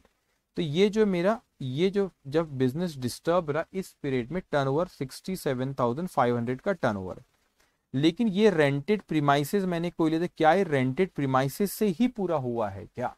That is sales due to additional expense रहेगा। तो हमको क्वेश्चन में उसने कहा यहाँ पे, इसको अच्छे से पढ़ना 13 पॉइंट को, reduction turnover avoided through increase in working capital 30,000। ये बड़ा इंटरेस्टिंग पॉइंट है, बच्चे कंफ्यूज होते हैं इसमें। क्या कहा इसने कि वो ये नहीं कह रहा कि रिडक्शन इन टर्नओवर है, वो कहता है reduce turnover. Reduce turnover avoided मतलब रिडक्शन इन टर्नओवर अवॉइडेड, इतने से टर्नओवर रिड्यूस नहीं हुआ है, ये 30,000 रुपए से रिड्यूस होने से बच गया। क्या कह रहा है आपसे यहाँ पे, reduce turnover avoided. What do mean by reduce turnover avoided, मतलब इतने से टर्नओवर रिड्यूस करने से बचा लिए गए। अब कैसे रिड्यूस इन टर्नओवर, क्यों आपका रिड्यूस टर्नओवर अवॉइडेड मतलब इतने से टर्नओवर रिड्यूस होने से बचा है, आपने इतने से सेल्स कम होने से बचा ली। अब इतने से सेल्स कम होने से कैसे बचा है बच्चों, क्योंकि आपने एडिशनल एक्सपेंस करे ना, उसकी वजह से 30,000 रुपए से सेल्स कम होने से बढ़ा दी। इन अदर वर्ड्स ये वो बोल रहा है आपको कि जो आपने रेंटेड प्रीमाइसेस लिए, जो आपने एडिशनल एक्सपेंस करे, उसमें आपने बच्चों 30,000 रुपए का सेल्स वहां से करे। इतने से देखो ये आपका ना ये रिडक्शन इन टर्नओवर नहीं है, इतने से this is not reduction in turnover, this is reduction in turnover avoided. Avoided का मतलब इतने से सेल्स गिरने से बचा लिए, सेल्स गिरने से बचा। This is not reduction in turnover, this is reduction in turnover avoided, इतने से टर्नओवर गिरने से बचा लिए। तो कैसे बचा है, क्योंकि वो एडिशनल एक्सपेंस करे, वो एडिशनल एक्सपेंस की वजह से इतना सेल हुआ होगा, जब भी ये उतने से सेल्स गिरने से बच गया। तो this is sales due to additional expense. बच्चे बहुत कंफ्यूज होते हैं वाले पॉइंट पे, ठीक है। This is sales due to additional expense. तो इतने से सेल्स गिरने से बचा, रिडक्शन इन टर्नओवर नहीं, रिडक्शन इन टर्नओवर अवॉइडेड, उतने से सेल्स गिरने से बचा बच्चों। तो 30,000 is sales due to additional expense. GP ratio आपने 20%, तो ये आ गया। फिर आपने ये फॉर्मूला लगा 7,20,000 adjusted annual turnover multiply by GP ratio. फिर वो आपका ना 145,200 आ रहा, तो ये जीपी ऑन एनुअल टर्नओवर ये आया, उसके plus 6,000 uninsured standing charges question में दिया, मल्टीप्लाई बाय एडिशनल एक्सपेंस करो तो ये अमाउंट है। सबसे कम इसमें 6,000, तो इसका क्लेम करेंगे। अब यहाँ पे आ जाओ भाई, reduction in turnover working note number 1 में हमने यहाँ पे देखे रिडक्शन इन टर्नओवर कितना था, 1,80,000। सो 1,80,000 मल्टीप्लाई बाय 20%, जो GP ratio working note number 2 में कैलकुलेट कर, यह आपका 36,000। फिर वर्किंग नोट नंबर 3 में एडिशनल एक्सपेंस 6,000, टोटल आपका 42,000, सेविंग उसमें से माइनस कर, इट्स कम 37,500। लेकिन यहाँ पे एडजस्टेड एनुअल टर्नओवर दो था आपका 7,26,000 वर्किंग नोट नंबर 4 में, उसका 20% जीपी रेशो है, वो आपका आता है 1,45,200। So 1,45,200 is insurable sum. How much is policy amount, policy amount question में दी हुई होंगी कुछ ना कुछ। पॉलिसी अमाउंट या अनश्योर्ड यहाँ दिया था, पॉलिसी अमाउंट कैसे नहीं है, एक सेकेंड, कहीं मिस हुई पॉलिसी अमाउंट, हाँ ये ना ऊपर 1,08,900। तो 1,08,000 policy amount, 1,08,000 is 1,08,900 is policy amount. Okay, so आपका यहाँ पे insurable sum is more than the policy amount, therefore average clause will apply. तो एवरेज क्लॉज में policy amount divided by insurable sum multiply by loss, तो आपका claim. Simple ये process follow करना है। ओके, उसके बाद एक और question number 4। A fire occurred on 1st of February 2016 in the premises of Unfortunate Limited, and the business was partially disorganized up to 30 June 2016. From the books of account, the following information was extracted. अब देखो यहाँ पे जो information दी है, फटफट अपन जो relevant working note वहां लिखेंगे। Actual turnover यहाँ पे खुद ही नहीं बोला, एक्चुअल टर्नओवर, तो ये एक्चुअल टर्नओवर हो गया आपका 75,000। सो वर्किंग नोट नंबर 1 में 75,000 रिडक्शन इन टर्नओवर करते वक्त कैलकुलेट करते। Turnover from 1st February 15 to 30 जून, तो 2015, तो ये 2016 की बात है एक्चुअल, तो एग्जैक्ट पिछले साल का इसी वक्त। तो स्टैंडर्ड टर्नओवर हो गया 2,10,000, तो स्टैंडर्ड टर्नओवर 2,10,000। उसके बाद turnover from 1st February 2015 to 31st of January 2016, ये हो गया आपका एनुअल टर्नओवर, ये हो गया आपका एनुअल टर्नओवर 4,50,000। आग लगने की पिछले एक साल का एग्जैक्ट सेल 4,50,000। उसके नेट प्रॉफिट पिछले साल का आपको वो फॉर्मूले में काम आता है वर्किंग नोट नंबर 2 में, net profit plus insured, net profit 70, insured standing charges 56, और पिछले साल का सेल आपका 4,20,000। तो आपको देखो वर्किंग नोट नंबर 2 में net profit plus insured standing charges divide by sales multiply by 30%, ये आ गया।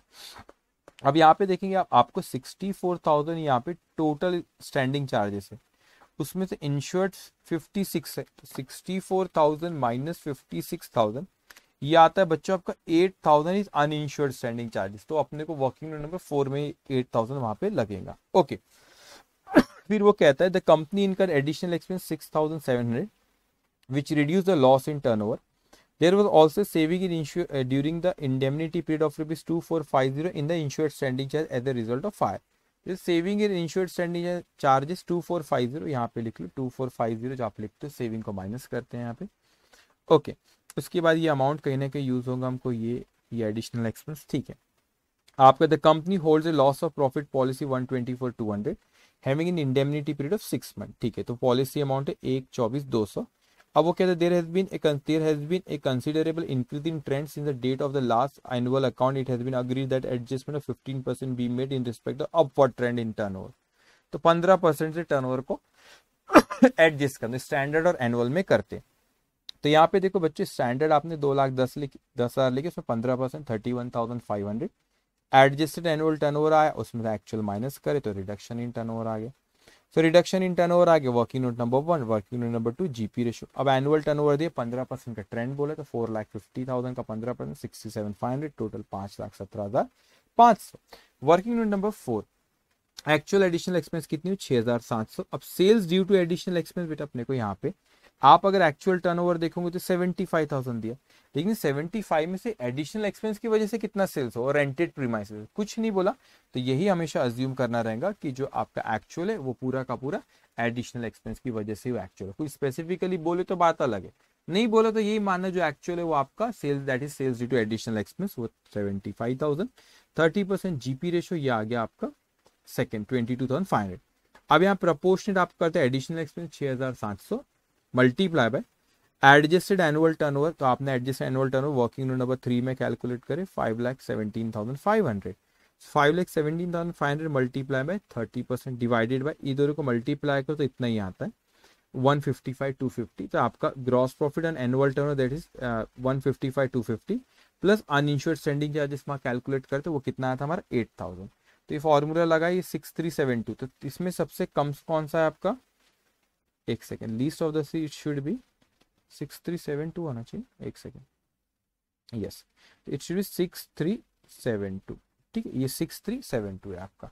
ठीक है, एक सेकेंड रुकना, ये 6372 है।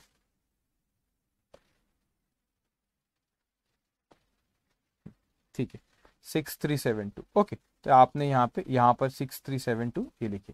अब बेटा वर्किंग नोट नंबर 1 में रिडक्शन इन टर्न 166,500 और आपका जीपी रेशियो 30%, ये आया 49,950। ये आपने additional expense total saving minus करिए, आ गया आपका लॉस ऑफ प्रॉफिट।